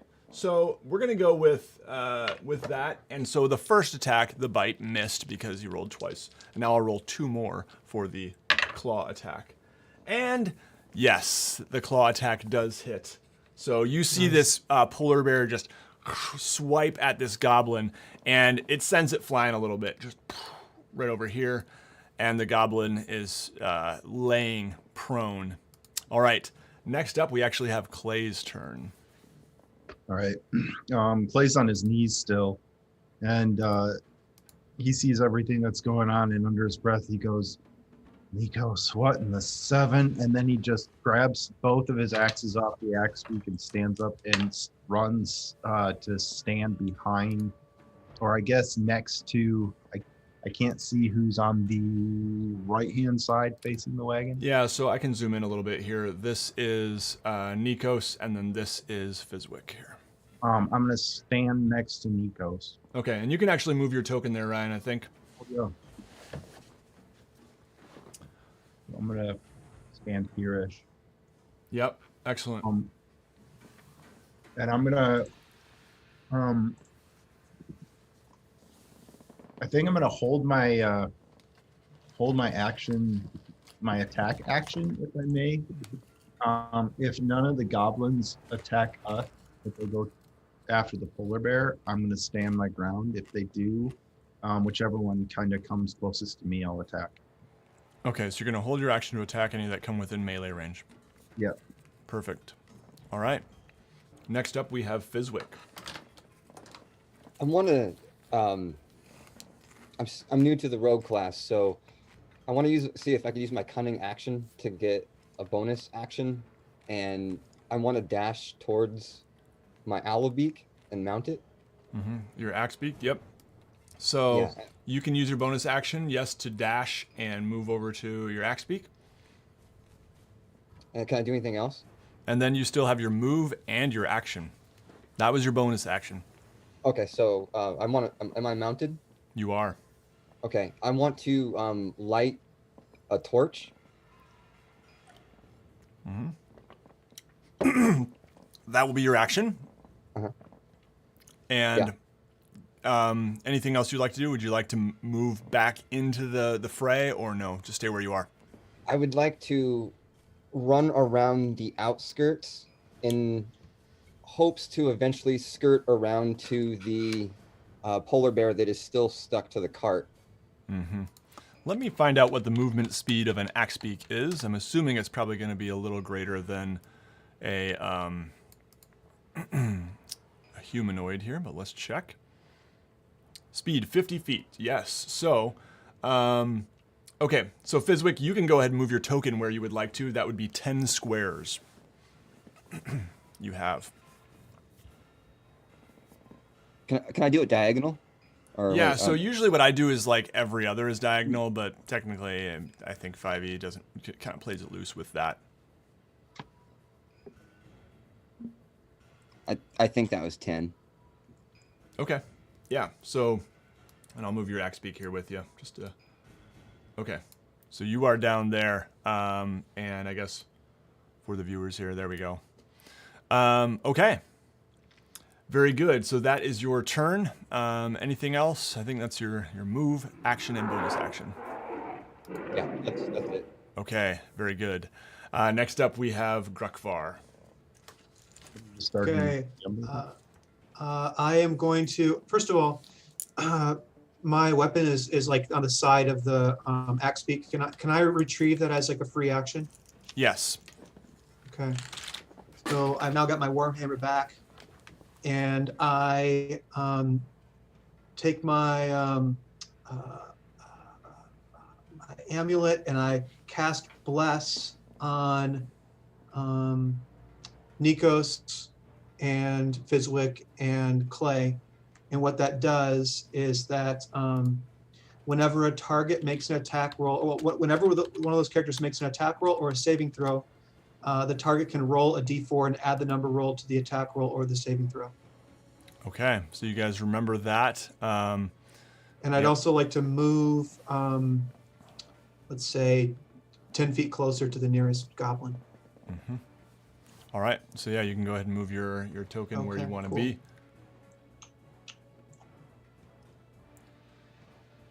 Yep, okay. And that's it for me. Okay. Very good. Next up, we have the goblins. So, quite a bit is going to happen. First off, there are 2 goblins in the wagon, and they've got a pretty high perch up there, so they're going to fire arrows, one at Nikos and one at Clay. Oh, that one's a natural 20 on Nikos, and then the 15 plus 4 is a 19. Does that hit Clay? Does. Okay. And that is going to be some short bow damage on you all. So the 1 plus... oh, man. So 3 piercing damage to you, Nikos, and a 6 on Ryan. Oh, wait. No, he got a crit, though, so I have to roll it again. Okay. So 3 plus... That's 8 piercing damage. I am sorry to take that back, Nikos. And then 8 piercing damage to Clay as arrows you just barely see these little goblin heads poking up at the top of the wagon and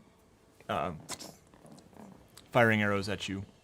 And then we have the polar bear once again. Can you say that again, Nate? So that was, I believe, 8 piercing damage for each of you, actually. Mm-hmm. Ouch. Okay. Now, the polar bear here is going to move in and make another attack on Goblin, who is down, and hits and kills it. It is bleeding out. This polar bear has ripped the throat from this goblin here. And I wonder if there's a way to, like, turn it dead on my screen. There we go. It's red now. So there. That's a dead one. Corpse. And then then we have some more goblin action here. This one moves up to Clay. Let's go ahead and roll that attack for you, Clay. And he will attack you as well. So I'll roll that. And he rolled a natural 1. So go ahead and roll with advantage on your attack, Clay. How's that? I don't need to. Okay, perfect. And then let's see. 1d6. That bless doesn't count for damage, right? It just counts. No, it's your attack roll. Yeah. So that's 6 damage. with one axe. And second is a 16 to hit. I'm sorry, I couldn't hear you. You're cutting out a little. Sorry, the first one was a 6 damage. Mm-hmm. The second was a 16 to hit. I'm assuming that hits. Yes, it does. And no matter what you roll, it is going to kill it. So how do you Okay, kill well, this goblin?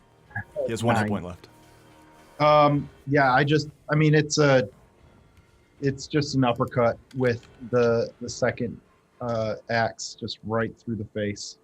Yeah, and it just goes flying. You know, the weight of your attack and the light weight of this goblin, it just goes flying back here and lands right at the feet of its boss. Dead. All right, very good. The boss here is actually going to draw this curved sword, and it is going to kind of rally the other troops here to move in and attack. And so this one's going for you, and he's just kind of yelling orders. And these goblins are going to move up here. This one has seen the the attack from the polar bear and is actually just going to probably split this way a little bit. And not really going for any of you in particular so much as he is trying to save his own hide. And let's see, this one's going to move up on Nikos, and this one will move toward 1, 2, 3, 4, toward Grukvar, but not get quite close enough. Okay, so I'm sorry, I think I said Nikos, but this is Fizwick here, obviously. Okay, so let's roll some attacks here. First, Goblin Boss on Clay. That is going to be a 12 plus 4, 16. Does that hit? Clay? Sorry. Does a 16 hit you, Clay? Just hits me. Okay, so yes, you are going to take some damage from the Goblin Boss's scimitar here, and that is going to be 5 damage, and then it is also going to use a bonus action to disengage and move back here. All right, now it is this goblin on Nikos, going to roll an 11 plus 2. 13 hit Nikos? Yeah, 13 will hit Nikos. Okay, so that's going to be... that is going to be 6 slashing damage with or piercing... What is a short sword anyway? Nikos is down. Oh, okay. Nikos is down. I'm going to go ahead and mark him with we'll do a bright green for player down. All right. Then we are going to roll the attack for Fizwick, which is going to be a 19, so that's definitely going to hit. And Fizwick, scimitar for 3 damage as he kind of cuts into your leg as you're atop this axe beak. Actually, you know what? I'm gonna give it disadvantage. You're on an axe beak, and this is a goblin. This is a short creature. But he still hits. Okay. So yeah, that's gonna be 3 damage for you, Fizwick. Okay. Whew. Lots of goblins, but we've done it. Now, actually, this one's gonna dash further away. Because I forgot he doesn't have an action, so he can dash. All right. Next up, we are going back, or we are now to Nikos, rather. So Nikos, you can go ahead and roll your death save. Oh, after all that. Hey, you started it. All right, that is a failed death save. Okay. Very good. Well, Look, not look, so I good. contributed the bear. Okay. As far as I'm concerned, I deserve a rest. There is the bear. All right. Unless it ends up being a TPK by polar bear. That's true. That's true. All right, Clay, it is your turn. All right. I'm gonna turn to the goblin over Nikos and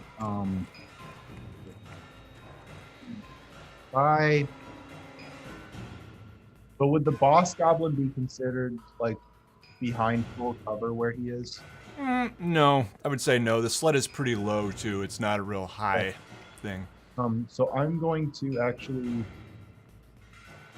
come over here. I'm going to swing once at this goblin closest to me, and then if I may, I don't know if this technically falls under 2-weapon fighting, but throw my other axe at the boss. Okay, so you want to attack one that's near you and throw one at the boss? Yeah. Yeah, I would say you could do that, and then, for your second one, you would just not be adding your modifier to your damage. Right. Okay. Yeah. So the first one is 17. Okay, that hits.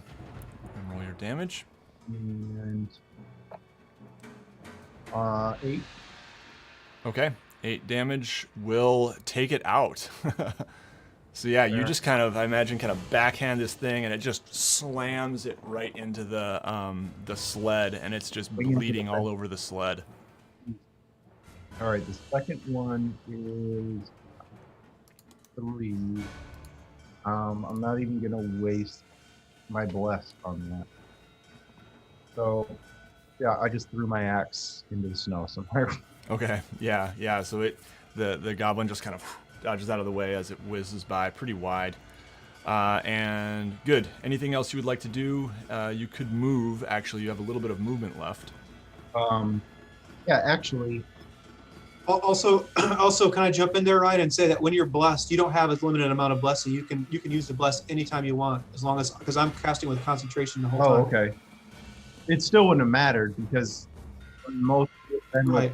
I know, but I just letting you know for the future. So Yeah. I actually will. Then I don't know how far you'll let me go, but I'm gonna run around here and try to.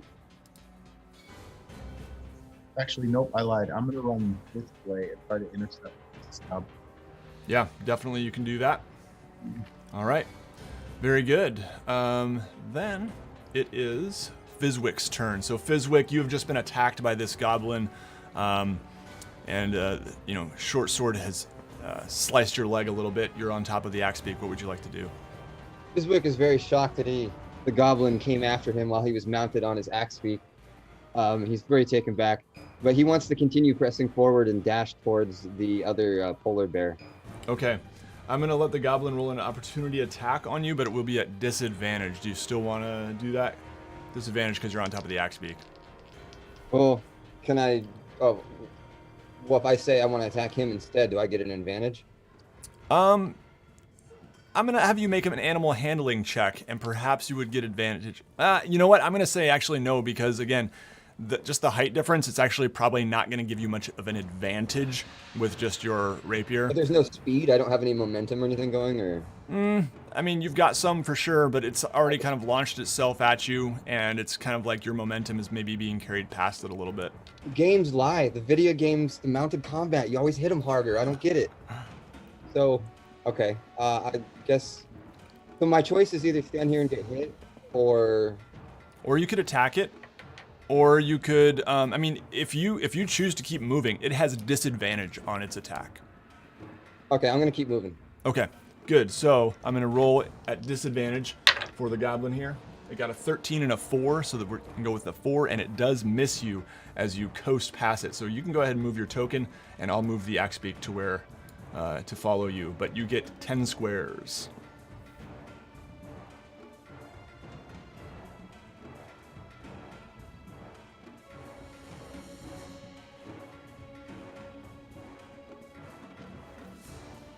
Okay, can I use my cunning action? Yes, you can, absolutely. I'd like to. How far away is the polar bear's cart?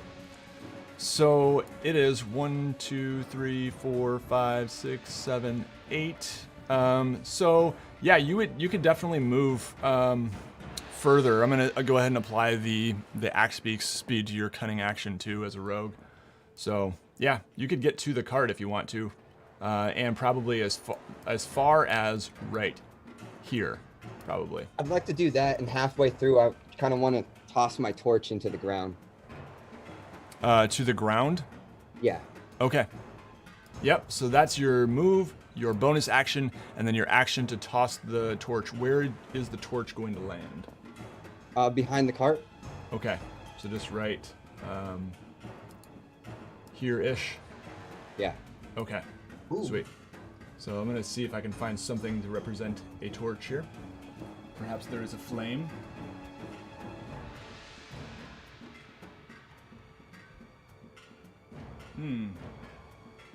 A flame would make sense, but no. So we're just gonna go with this dagger right here for the torch. Okay, very good. Next up, we have got Gruckvar. Your turn. Okay, I'm going to move as far as I can. 1, 2, 3, 4, 5. And I'm going to ready an action with my Warhammer such that if this goblin boss comes within 5 feet of me, then I use it. Okay. Yeah, very good. So, and yep, you now you don't have to make any saves because you haven't for your concentration spell because you haven't taken any damage, have you? No. Okay, very good. So yeah, you managed to hold your concentration spell and you have readied an action. Now, is it the goblin boss coming within melee range, or is it any goblin coming within melee range? Let's up that to any goblin. Yep. Okay. To any goblin within melee range. Very good. I'm just going to go ahead and get rid of the dead ones so we can avoid any confusion there. I was marking them red for a while, but I think that's better. Okay. So, next up, we have the goblins. So, the goblin boss here is going to actually... what is he going to do? Mount the polar bear. Boy. Yeah, hold on. Let me just make sure I'm not missing anything here in terms of what happens. I think the goblin boss, I'm just gonna say the goblin boss is going to run back this way to the wagon, kind of taking a wide arc. 1, 2, 3, 4, 5. And making sure that, and it is going to launch a javelin at disadvantage at Clay, because it's a little bit too far. And that is going to be a 9 plus 4. Does a 13 hit you, Clay? No, okay. So yes, this javelin kind of lands in the ground next to you as the goblin is running away. Okay, very good. It is going to actually take a bonus action to... Oh, it can't. It can only do hide or disengage. Yeah, okay. So nope, it is not going to do anything else. It's just going to stay right there, running back toward the wagon. The two goblins in the wagon pop their heads up, taking shots at one at Fizwick and one at Gruckvar this time. Gruckvar does a 12 hit you. Oh. Fizwick does a... actually, Fizwick's going to roll at disadvantage because you're right by the wagon. Does an 8 hit you? No, it does not. Okay, so both of those are going to miss those attacks. And then this one right here on Clay is going to attack. And this one here is going to move up to attack. So that's going to be 2 attacks on Clay. The first one is a 10. The second one is a 13. So those will both miss. And I think... Oh, and then we have the polar bear, of course. The polar bear, my friends, is going after the goblin boss. Here we go. Go polar bear. 2 attacks, bite and claw. Oh my gosh. The bite is going to be a 19. Yeah, so it's definitely going to hit. And that will be 1d8 plus 5 piercing damage. The claw attack will miss. All right, so that is... Right.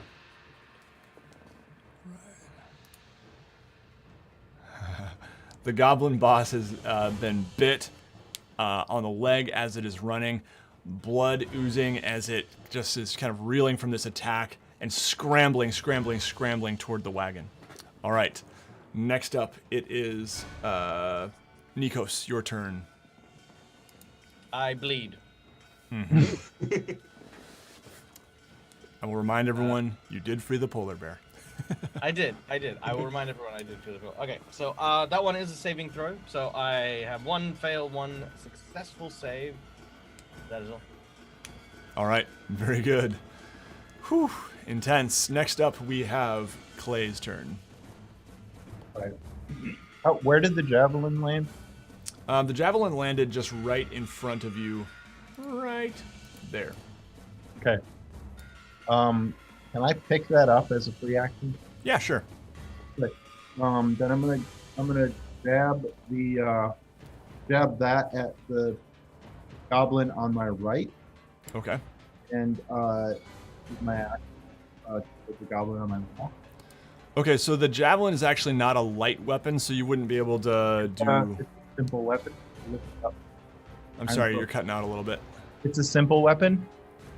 Right, but I think it has to be a light weapon in order for you to do 2 attacks. That might be- Like a dagger or a like a hand axe or something like that. Oh, yeah, like. Okay.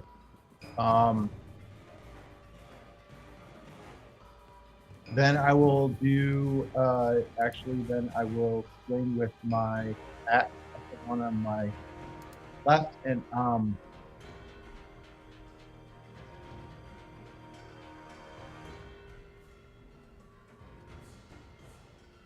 oh shoot, I can't do that as an extra weapon. I can't do an unarmed strike as an extra attack, right? I actually don't know about that. I don't see anything that. Yeah, like I know a monk can, but I'm assuming. I mean, to me, it kind of makes sense that you would be able to like hit with your axe and punch, but I don't think the rules would allow for it. I don't know. Yeah, it doesn't say that I can. Okay, what are you thinking? What's the advantage? Why are you thinking an unarmed attack? Just because I want to attack twice. I want Okay. to attack them. Oh, and But- you already threw your other hand axe. Yeah. Gotcha. So- Okay. But that's okay. I will just swing. I'll swing at the one on my left. Yep. Okay, go for it. 19 to hit, Yeah, that hits. and 5 damage. 5 damage. Okay. For my movement, then, do I want to do that? Yeah, I'm going to. I think I'm gonna run. Do I have 30? I'm gonna run up close to the goblin boss if I can, which I know will provoke 2 attacks. Oh, yeah. Shoot. And that's a 15 and an 18. So the Only one of 15 those plus 2 is 17 and a 20. I assume those both hit. Yeah, they do. Okay. So here we go. Okay. That is going to be a total as you run past these goblins, they attack, and that's a total of 7 plus 4, 11 damage. Still up? Yep. Okay. Whew. All right. Very good. Go ahead and Fizwick, you're up. Excuse my ignorance. On the on the cunning action, does that basically just give me an extra turn every move? Yeah, I mean, essentially what it does is it's a bonus action. So you can dash, disengage, or hide, I think are the 3 as a bonus action. Okay. So dash would be like extra movement, basically.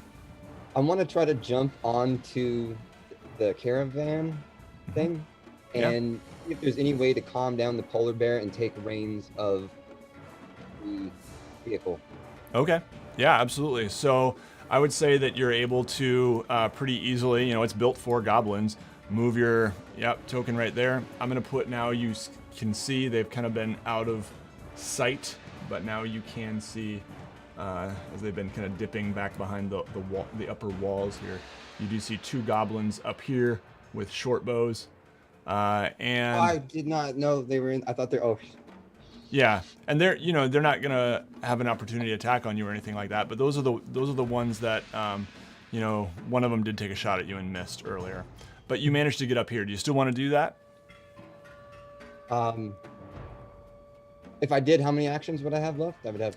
So I would say that could be your bonus action of dash. So now you would just have your regular action and your move left. I'm gonna risk it and jump down next to the polar bear because I don't think they're gonna follow me, and I'd really like to see if I can calm him down and get him on my side. Yeah, so maybe instead of jumping on the wagon at all, you just kind of move up here to the polar bear. Are you still on your axe beak? Yeah. Okay. Yeah. Yeah. So go ahead, and what exactly are you trying to do? Are you just trying to calm it down and say, and kind of like do the I'm your friend sort of thing? Yeah, see if I can maybe guide it in a different direction. And A universal signal all animals can understand. Yeah. I'm just trying to be your friend. so he Yeah. kind of like, he jumps down and he does the famous Crocodile Dundee. While he's on his thing, he sticks out both of his fingers in front of the polar bear. And we'll go,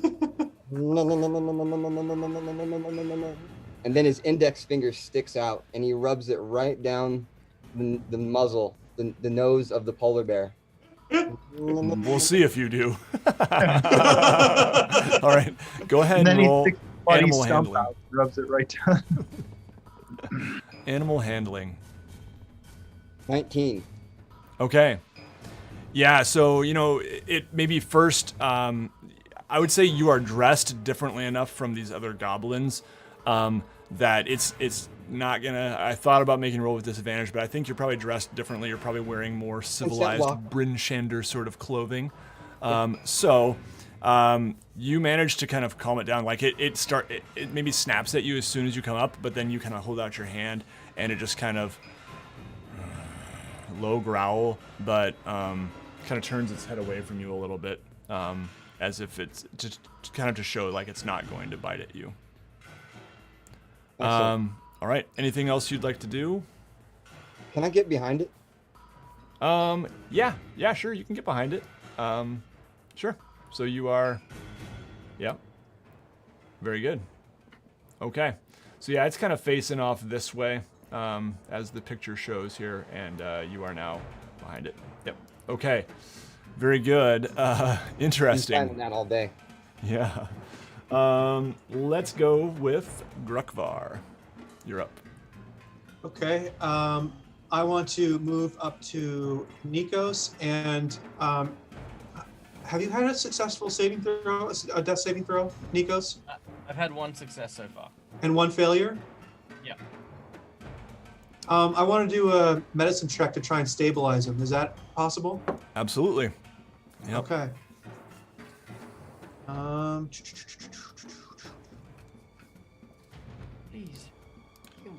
22. All right, yes, easily stable. So, Nikos, you no longer are having to make death saves as our cleric has kind of rushed up and maybe tied a tourniquet around your bleeding or something. Hooray! All right. Would it be possible? I know that was my action, or that was my action.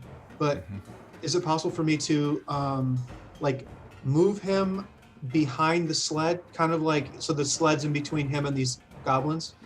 Yeah. Or is that okay? Yeah, I would say you could do that, with some limited movement that you have left.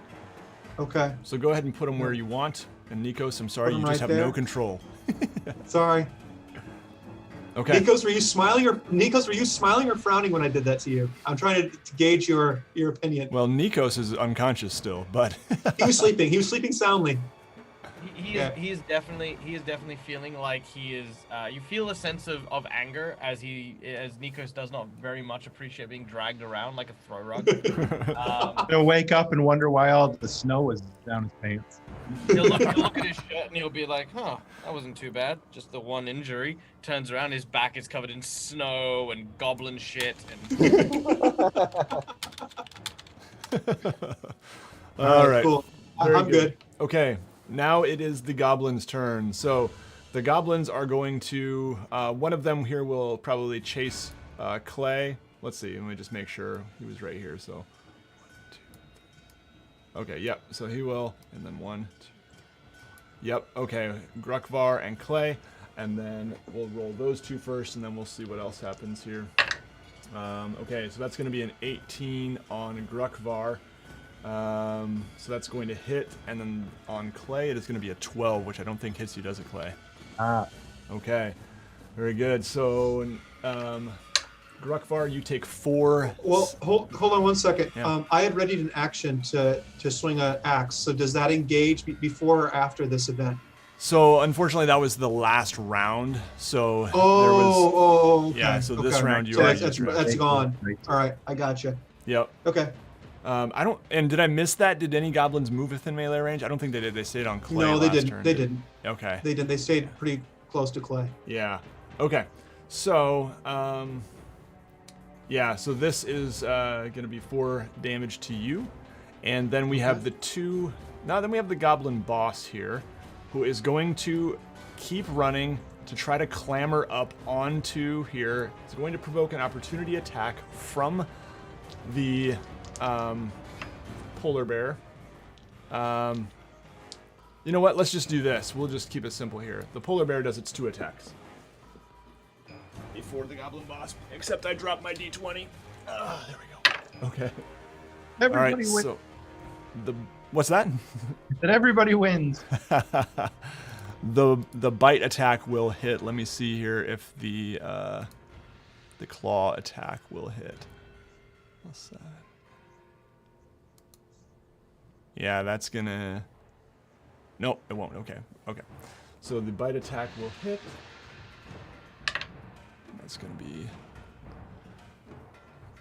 All right. This goblin boss has just been basically had its leg almost torn off with a bite, and then the polar bear pounces, and it's just growls and screams of fury as the polar bear destroys the goblin boss.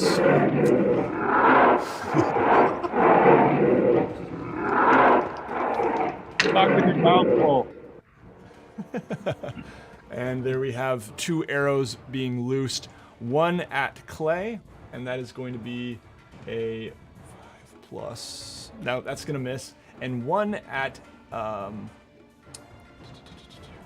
I think the other one will be at Fizwick, and that is going to hit. It's an 18. And now, Fizwick, that's going to be 8 piercing damage from this short bow from the goblin up here. Good lord. Yeah, not good. Rolled max damage. All right, next up, it is. I don't think I forgot anybody here. All right, very good. Nikos, your turn. all right. I don't. I don't need to stabilize, but I'm still unconscious, or Yeah, so you're still unconscious, so I think there's nothing you can do here. I dream of electric sheep. Mm-hmm. Carry on. All right, very good. Next up, we have Clay. So I felt the goblin behind me whip, so I'm going to turn around and swing my axe at him. That's a 15. That instead of- hits. Okay.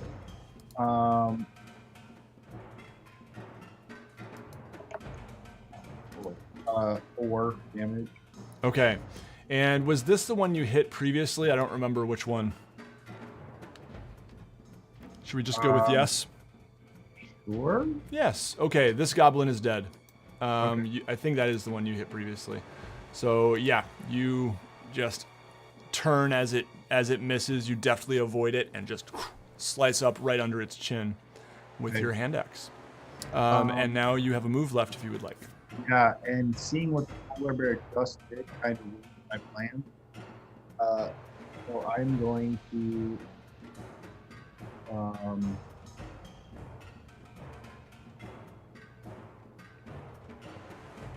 what am I going to do? I'm gonna try to run around this way, Mm-hmm. to behind the wagon or the sled, sorry, and also pick up the axe that I threw on my way back. Also try what? Sorry.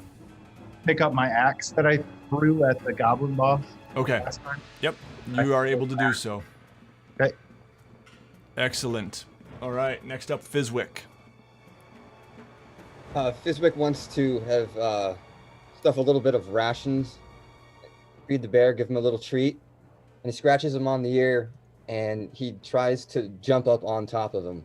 Okay. Go ahead and make another animal handling check. This time I'll let you roll with advantage because you fed the bear. 19. All right. Very good.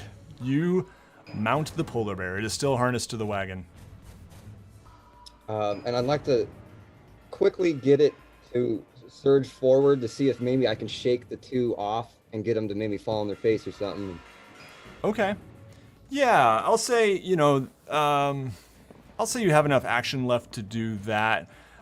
Make another animal handling check. No advantage this time, just regular. Stab him in the butt with your nose. 6. Okay. Yeah, no, I mean, it just kind of, it kind of stirs a little bit, but it doesn't budge. All right. Let's go with Krukvar. Why don't you go ahead and make a concentration save, if you would, to see if you hold that that concentration spell. Okay, how would I make that? Where would I find that? What is So I think you just roll. Oh, how does that work? I think you just roll a d20 and add your spell casting bonus. Okay. Do you guys know? Well, if it's concentration saving throw, Yeah. would that be just plus his saving throw modifier? Okay, so a total of 6. Yeah, no, you're right. Just saving throw modifier. Yep. Okay. So total of 6. So yeah, you do not manage to hold the spell. So that Okay. bless spell, no one gets to add that anymore. All right. Okay. Next up. Now you still have Well, your move I and still action. have an action. Yep. Okay. I am going to drop my shield and grab my warhammer with 2 hands. Oof. For a 2 hit of 7. So that's a miss, is it not, on a goblin? Yes, that is a miss. And that being the case, well, I don't want to have an opportunity attack here. I'm going to stay right where I'm at. Okay. Very good. All right. It is the goblin's turn, and the goblin is going to attack at you, having just been attacked. It rolls a natural 20. Oh, my goodness. Ooh. I'm not trying, guys. It's just the dice. Oh, my gosh. What? He rolled a 5 and a 6 for the damage, so that's 11 plus 2 is 13 damage. Really? Yeah. I'm still up, but Okay. that's a lot. Yeah. Gosh. All right. How did it roll? How did it get that much Critical damage hit. on me? Critical hit, so I rolled damage die just- so twice. two You got a damage rolls. 5 Oh, okay. and a 6 on the d6. Yeah. All right. All right. Getting hairy here. All right. And then the polar bear is going to split this way. And then we have the Going two. after that last goblin. There are 2 goblins still up here, and they are going to kind of actually drop their short bows and just put their hands up. All right. And They stay there. and they're going to stand there with their hands up and kind of motioning, take it all. And they look very frightened. All right, and next up we have Clay. What's that goblin by Grukvar doing? It just attacked him viciously. Yeah, it was That's right. pretty bad. Pretty bad. Then you dropped your shield. I did that so I could do a two-handed attack. That paid off. Okay, I'm gonna It would run. have big time. I'm gonna run, grab your shield, and try to slam him, push him back with a shield slam. Yeah. Excellent. Cool. All right. Actually, I don't have to do anything. I can just do it. So he Yep. gets shoved back 5 feet. Okay. Cool. There we go. And then I'm going to stand there and ready in action in case he comes back at us. My normal 2-weapon attack. Okay. Excellent. All right. Next up, we have Fizwick. Fizwick says, you guys better split or I'm gonna have to meet you. Okay, and you see them start to the two goblins start to kind of dismount. It's not their turn, but yeah, they're taking you seriously, and you see them moving to the back of the wagon to try to clamber down. Fizwick wants to start to turn his grand chariot around and head towards his friends. Okay, go ahead and make an animal handling check once again. Uh, 18. Okay, yep, that'll do it. So the wagon begins to turn. Whoa, it's going crazy. And so yeah, we'll say it's going this way, and yep, you managed to make a little bit of progress this way. It would be going in a circle. It's only got one polar bear pulling from one side. Yeah, there you go. So and the axe beak is left there. Yep, and then you are there. You go, Fizz. Yep. Okay, these goblins, I'm gonna have them make a dexterity save as they are. The thing starts to move as they are clambering off, and one is definitely gonna fall off here, and the other one is going to make the save and stay on the back. God, it's a caravan, guys. All right. Next up, we have, I believe it is Grukvar. All right. So Grukvar, the wagon is headed your way. The sled is in front of you, laden with ingots, and there's one goblin who is still standing here, having just hit you. Yeah, I don't trust him. I don't like him there. I'm going to cast Sacred Flame, which is one of my cantrips. Flame-like radiance descends on a creature that you can see within range, and he's in range. The target must succeed on a dexterity saving throw or take 1d8 radiant damage. So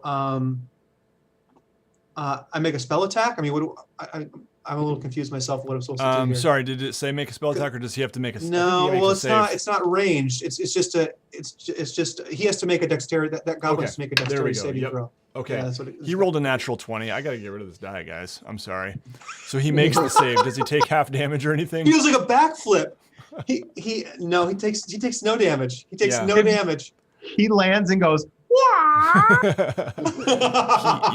he jumps over it, and then it like lands on the snow, and he lands on top of where it landed. I feel like Okay, at this point the okay. audience should just give him a name. Like he should be a named NPC now. Like Yes, we need a flame hopping goblin Right. NPC All right. name. So Put it up work for on the that, chat. folks. Good call. Before my turn is over, can I gesture to Clay to get my shield back? Absolutely. Clay, do you hand it? Can, yeah. will you hand my shield back? Okay, and then I want to, I don't know, move back a little bit, move away. I'm not sure. I guess head towards this wagon. Clay Okay, just, that's my turn. Clay just hands you his protection and then watches you leave with it. That's nice. You're Hey. a barbarian. You don't need that stuff. Yes, I do right now. Okay. Brings So, people exciting for some reason. Grukvar, is that your turn? That's it for me. Yeah. All right. This goblin right here is going to run away. And yeah, it's just splitting. It's out of here. This one right here is also going to be running away. And this one right here is also going to be running away. I would say they would probably be within, they're dashing, but they're probably within range that if anyone wanted to try to make a ranged attack on their next turn, you may be able to do that, okay, as they're scrambling away. Polar bear, gone, behind the hills. So, anyone, I guess, we're kind of out of initiative here, but I guess starting with Clay, Fizz, Gruck. I'm sorry, Nikos is next. So, but Nikos is still unconscious. So, Clay, Fizz, Gruck. Anyone want to take a shot at the goblins as they're running away, or do anything else? I do. I want to take a shot with my crossbow Sure. at whatever goblin's nearest, which I think is the one that's extremely lucky. But I'm gonna try. Yep. Can Clay run up next to him and just push his crossbow out of the way before he takes the shot, or try? Pull his crossbow out of the way? What? Yeah. So stop him from shooting the goblin. Oh. Yeah, I mean, you could absolutely say, no, wait, or something like that, and Yeah. hold up your hand. Gruckvar, how do you react to that? Is Clay's hand Clay? Are you just gesturing, hey, wait, or are you actually physically reaching for the? Well, crossbow? I was I was hoping. I don't know. I guess I'm too far away, but I was thinking that I would, push the crossbow out of the way as he's firing or something to send the bolt flying in the wrong direction. Yeah, it's not really your turn, Clay, but I kind of like the idea of maybe making a check to see if you can. What do you think, Gruckvar? Yeah, why don't we check? Why don't we do a contest of charisma or something like that and see whose personality or whatever, force of personality or that's I'm just thinking that might symbolize kind of the. Well, I'm thinking for Clay, it's interplay. probably a physical action, right, Clay? Yeah. Yeah, so Okay. I think it's maybe a dexterity against Gruckvar's. I don't know, maybe roll your attack and no, maybe just dexterity. Is that I okay rolled with you for guys? my attack already and I would have hit. Okay. It's 21, so I'm pretty sure I would have hit that. Yeah, Actually, so he's let's using just arm do roll. this. Why don't you roll dexterity and we'll just do a dexterity contest if you guys are okay Okay. with that. You got to beat an 11. Isn't that much, but I got an 11. uh-oh. Okay. I think tie goes to. Oh boy, how does that work? Let's do it again. Let's do it one more time. This is Tie all goes happening to in the one person- episode. 2 out of 3. 2 out of 3. Yeah. Oh. What'd you get? 15. I got a 6. Okay, I think that's I think that bolt is shot Yeah. loose. I think it's getting right towards that goblin. Yep, you're a second too late, Clay. So go ahead and roll your damage. Nice. Going I through my love it. hand. That was a great, 5 arrow loose. 5 points of damage. 5 points of damage. So yeah, you have hit it, and it's got a crossbow bolt in the back as it continues running away. And technically, I guess it was Clay's turn first, though. So anyway, I kind of took us out of initiative order preemptively, and I should not have done Okay. that. But Okay. so anyway, you have hit it. Clay, I'm gonna let you go next. What do you want to do? And then Fizwick. So, yeah, I'm nothing initiative wise, but I would just actually finished my action of putting my hand on his crossbow and just saying running away. That was unnecessary. And you look in my eyes and you see that I'm too fired up. I was in battle mode and I wasn't really paying attention. I'm the one who rages. What's your problem? Just standing there like, This is fluff. This is not mechanical. This is fluff rage. Fluff rage? Yeah. That sounds adorably something- terrifying. Yeah. All right, Fizwick, what would you like to do? Just proudly strut up with my new ride. Yeah, so you continue, the polar bear is under your command here for the most part. It continues on, and Our new ride, our new whip. yeah, there we go. Strut up with your new ride there. Okay. I'm glad you moved it a little bit further north, because I was like, Yeah. Yeah, no. All right, so it's pretty under control, Fizwick, and you know, I imagine maybe you're feeding it some more rations here and there, and Feed it your axe beak. We might get to that. Upgrade. Wait, it's a rental. all right. So Nikos is laying there on the ground, unconscious. The tourniquet seems to have stopped the bleeding. And what would you guys like to do here? Can we tie up the axe beaks and search the chariot and make a nice little caravan here? Absolutely. Certainly don't deal with the unconscious party member bleeding out on the ground. Yes, let's tie up the. It's I fine. would like to. I would like to heal Nikos. I mean, like I'd like to cast Cure Wounds on him. Okay, there we go. So while you're doing I mean, that, do I have to do anything before? I mean, that will just take effect, right? Now that he's been stabilized. Or does it actually, do wait. something? Once we're out of combat and you're stable, wake up. I think he wakes up, doesn't he? One hit. Does it mean he has? Does it mean he has 1 HP? I think so. A creature, stable creature that isn't healed regains 1 hit point after 1d4 hours. So, Yeah, it'd be 1d4 hours before I Yeah. wake up. yeah. So okay. So that would be not 1 hour. Okay. It's gonna be a while. All right. Okay. So yeah, you can cast Cure Wounds if you would like. All right. I don't remember. Did you guys end up buying any healing potions too, just for record keeping? No, we tried earlier. I think Oh, they're 50 gold piece. Yeah, they didn't have them earlier too as well. But they're a little overpriced in Brinchander. 4 points. Nico says 4 HP now. Hey, Okay. Grakvar, can you do that more than once? Yeah. I'm at 3. All right. Well, That was and I'm at 2. Okay. Is it a spell So or? I look at you. I look at you with a look of disgust from what you did when I was trying to take out that goblin, and I'm a little bit upset about what I perceive as like self-righteousness, and so I heal myself. I cast Cure Wounds on myself. Nikos looks at Fizwick and he's like, oh, did I miss Clay pissing off Grakvar? Damn it! I was about to win party bingo. He's pissed off everyone else. I'm sorry. I just No, looked at the battle map for the first time, and you guys really went all out there. Sorry. Okay, continue. What do you mean, like just? All right. What Just all the battle axe map? beaks and the Oh, wagon. okay. I set it up. Yep, I like it.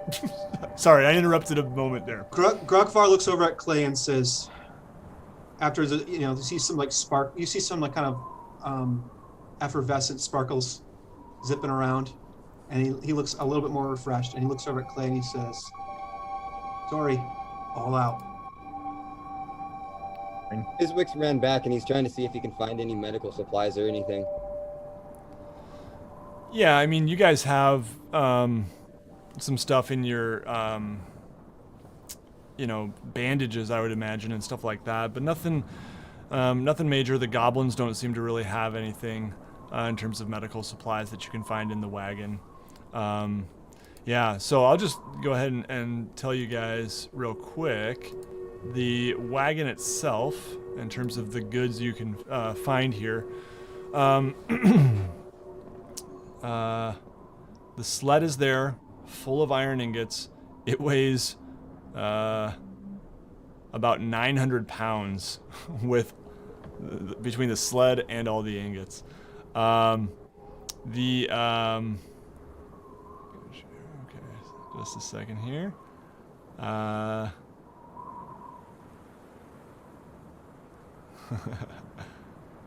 Did Hruna tell us how many ingots to expect on the sled? I don't remember. I don't think she did necessarily. No, she just said it's full. We're desperate to get anything back because they need the iron. Yeah, and she did say something to the effect of like, "I'm trusting you. Please bring back all of it. I will pay you well," sort of thing, you know. Mm-hmm. All right, so you guys find not much on the goblins that were killed. You know, Yeah, my 10 gold probably. Go ahead. What? Do I get my 10 gold back? Yes, you do. Absolutely. So there is Oh, yeah. about 1 gold piece, I would say, if we're, probably 10 silver between the other goblins, mostly copper, but we'll just round up to 1 gold piece between the goblin grunts, and then the goblin boss carries 2 potions of animal friendship and a sealskin pouch containing, we'll just say the equivalent of 3 gold pieces, and a bone whistle worth 1 silver piece. Okay, so I'll let you guys divvy that up. Does someone want to be kind of the holder? But yes, Michael, go ahead. No, I don't want to be the holder, but I want to be a beholder. No. With a potion of animal friendship, do we need to feed that to the animal? That is a very good question. I don't think you do. I think it says when you drink this potion, you can cast the animal friendship spell for 1 hour at will. Agitating this muddy liquid brings little bits into view: a fish scale, a hummingbird tongue, a cat claw, or a squirrel hair. Okay, cool. I was like, hold still, you damn Tyrannosaurus. Drink the potion. I want to be your friend. Yeah. And I think you that's guys already had a pretty cool. scroll of animal friendship, right? And that can only be used by a spellcaster, but the potions of animal friendship, I believe, are fair game for anyone. Okay. Yeah, I've got the scroll on my person. Okay. Currently. Yeah. And that scroll, is that a one-time deal? If like Nikos uses that, is that just that's it? It kind of like just Yep. crumbles away to dust. Yeah. Okay. We'll have to add some axe beaks into this picture here, but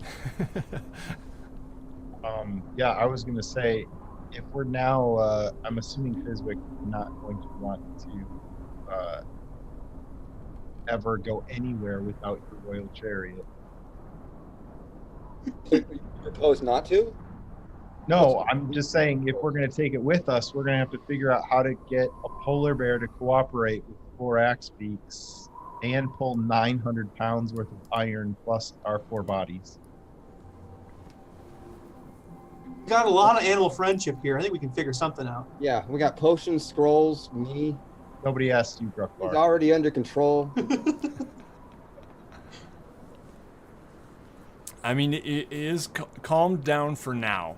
I will say that. The polar bear is. I'm guessing lashing an axe beak next to a polar bear and then asking them to pull something very heavy is not going to amount to a whole lot of friendly animal Yeah. activity. Couldn't we You could potentially certainly try. Can we potentially tie up the axe beaks in the back? They're not pulling, they're just sort of trailing behind, but that would keep them away from the polar bear. What if we is there a way to tie the axe beaks to the iron sled and then just have the polar bear pull? That's a good idea. Yeah. I mean, And we stay far away from, we stay separated. Mm-hmm. sure. Yeah, and it'd be easier for that polar bear because he's not pulling all of that weight. Good thinking. Let's do that. We got 2 vehicles then. Yeah. Mhm. All right, so yeah, I can see that happening, and you guys managed to lash the axe beaks. You know, it's certainly not ideal.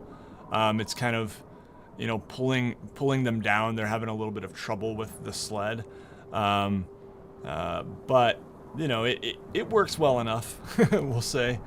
And yeah, you guys want to go back to Bryn Shander? I can put the map back Before up we here. do, Yeah. Grukvar walks over by Nikos and says, I didn't save you just out of the kindness of my own heart. You've got some explaining to do about these marks on your head. And a question to Nate. Yeah. Would I be familiar with them? Should I do an Arcana check here, or should I just wait to see what Nikos would tell me? Sorry. Also, Nico. also hating to interrupt. No? I did send Nate a message in Zoom a little while Oh ago. yes, I see that. Yes. Just, good. Excellent. Yes. Just to, sort of prefix that action for Nate. Yeah. So, Nikos, why don't you go ahead and make a stealth check for me? Okay. And yeah, we'll get back to Alex's question. Well, a natural 1 probably won't do it, giving me a grand total of 3. You actually have a neon sign attached to the top of your head. Why don't we go ahead Yeah, and have right. everyone else, just to make sure, roll perception checks. I swear you all should roll natural 1s. It's like the trendy thing right It now. is cool. 14. Everyone to have a 19. 14. Okay. Nikos, I'm going to let you decide how much they see. Okay. Let's see. And explain and I describe. got the. All right, I got the perfect thing. Or you can message each of us. So. No. I'll describe it. Everyone will get a chance to see it because I mean I can't really hide it, not well anyway. So what you see in this amongst the snow is an ever-growing patchwork of bright red coming from the body of the goblin boss.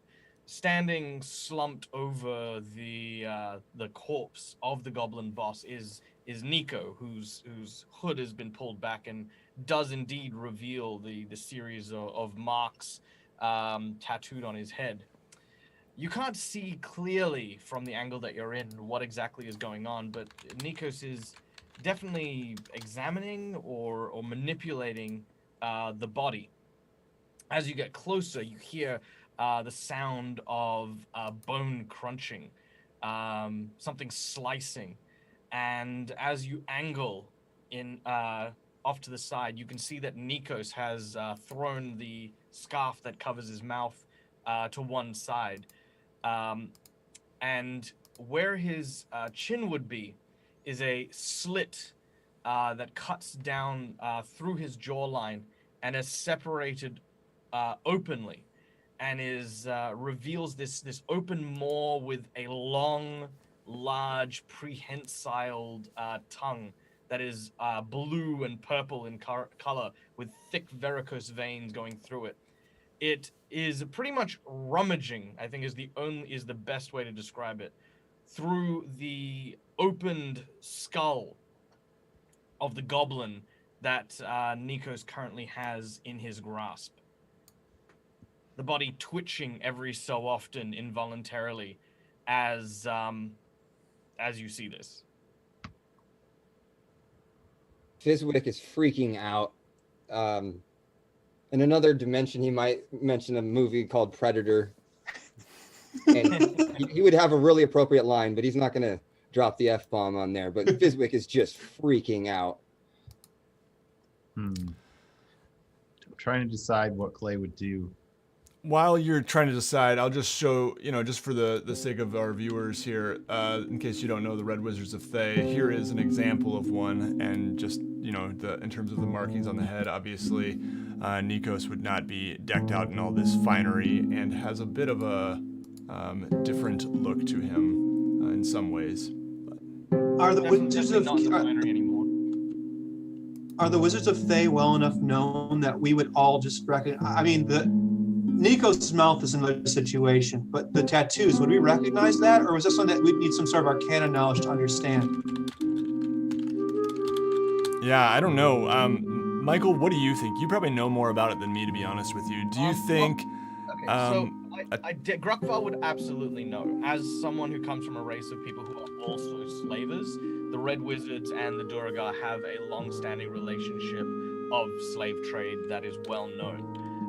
The Thayan Wizards, and I'm going to treat this like everyone in the audience may not know who they are. The Thayan Wizards are a very famous faction in the realm of Toril, which is the world that we're in. And what they're well known for is having a caste-based a magic-based caste system where wizards specifically are at the pinnacle of authority and power and wealth and nobility and all that.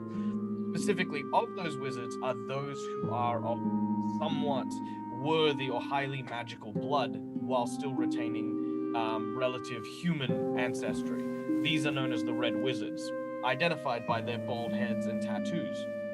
It is an evil nation filled with slavers and those who abuse magic for power and their own gain. They are even known to lobotomize individuals and force them to serve as knights to protect the most noble of people. Hence why they get along with a lot of, unseemly sorts, especially regarding slave trade and the like. But that is the Red Wizards. And as far as Icewind Dale, it is far enough away from Thay itself that it wouldn't be common knowledge to the people. But again, Grukvar, having that kind of coming from that culture, I would assume so. Depending on how much travel has gone through this area and how long everyone's been associating, there may have been words of evil wizards with tattoos on their heads, but rumors would vary. Yeah. Michael, the music is a little bit loud for compared to your voice, but yeah, so Grukvar, I agree that the slaver thing would probably definitely make a connection with you where you've heard of the Red Wizards. Clay and Fizwick, if you guys wanted to make a check, an Arcana check, probably you could see if you've heard of the Red Wizards of Thay. I definitely have not. Okay. I think that Grukvar, of course, knows about the Thayan wizards, and he also knows about mind flayers because he's a Duergar and those creatures oppressed his people. But he's never seen anything like this before, and so he'd be as aghast in a way as Fizwick and Clay would be, I think, and he would draw back and maybe say something like, "Are the Thayans in union with the Flayers now? What? Explain yourself, Nikos." As you say that, actually, since he seems to be indulging, Clay is actually just going to react and run and not really tackle Nikos, but get a hand on his shoulder and sort of push him away from the body and just say, what are you doing? As you lay your hand on Nico, he turns to face you. His eyes are inky black, almost like a shark's eyes, as it were. There is no sign of recognition. As you do so, he hisses almost like a wild animal, and steps back and away from you, his tongue lashing out, almost like a clawed hand reaching, trying to grab at you. I put my arm up to just instinctively protect my face. Fizwick's throwing up. Grukvar tries to go around the other side of Nikos to pull him away from Clay. Nikos, what happens as Grukvar does that? As Grukvar does it, Nikos will struggle, but as he does, actually no, I am going to struggle. I am going to struggle. I have no strength, but I'll try anyway. You want a strength contest here? I do. Okay. Bring it on. Oh, you've got a fighting chance. I've got a 5. Oh, I got an 11. So yeah, Mike, go ahead, Nikos. Okay, so Nikos will, as you sort of grab Nikos from behind, he'll throw you to the ground. Well, not to the ground, just throw you over his shoulder and sort of push you off.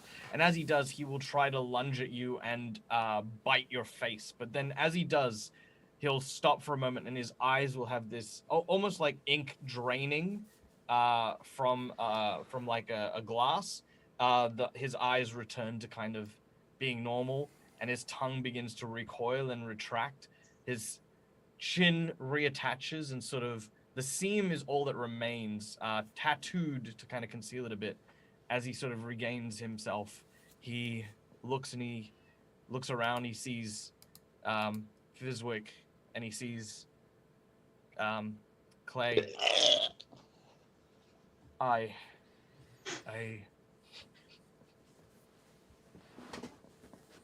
I'm sorry. I don't know what. Yeah, he releases and sort of takes a few steps back. There's almost a fearful look about Nikos as he's trying to figure out what's happened. He sees the goblin. He sees everyone. He sort of stops. You see something swallow, like a lump in his throat.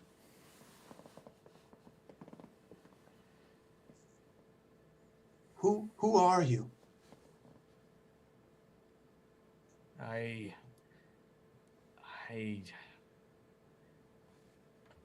don't know anymore. I was once a man. Now, this thing, this. There is much to tell, and I would owe you at least enough to explain. I thought I had everything under control. I thought I could keep whatever it was at bay. I thought that... I don't know what I thought. At this point, recollecting for those of you who remember earlier, Nikos hasn't eaten in 5 days. Everyone who's offered him food or drink, he has maybe had like a mouthful, which he's then turned away. He explains that he doesn't have much memory of the last month. Only that he remembers being here in the ice and the snow, when once he was in a lavish noble's house, enjoying the luxuries of the Thayan kingdoms. Then flashes, visions that are fragmented and pieced together, before being found here. His skin a different color, food tasting like grit and ash in his mouth. He also lost much of his abilities to cast spells, but gained the ability to use them without the use of a spell book. A horrible, horrible transition for any wizard. His mind not its own, and the hunger that he felt for something more than gruel and meat. He found that the only thing to satiate him were brains, preferably from a freshly deceased body.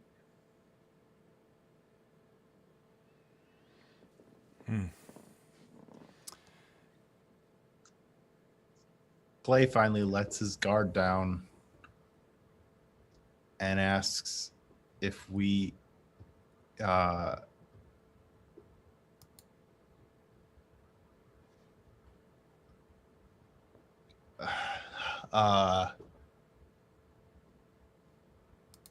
like did you explain all of that to us, or are you sort of He's explaining. He waxing is. narrative to the audience?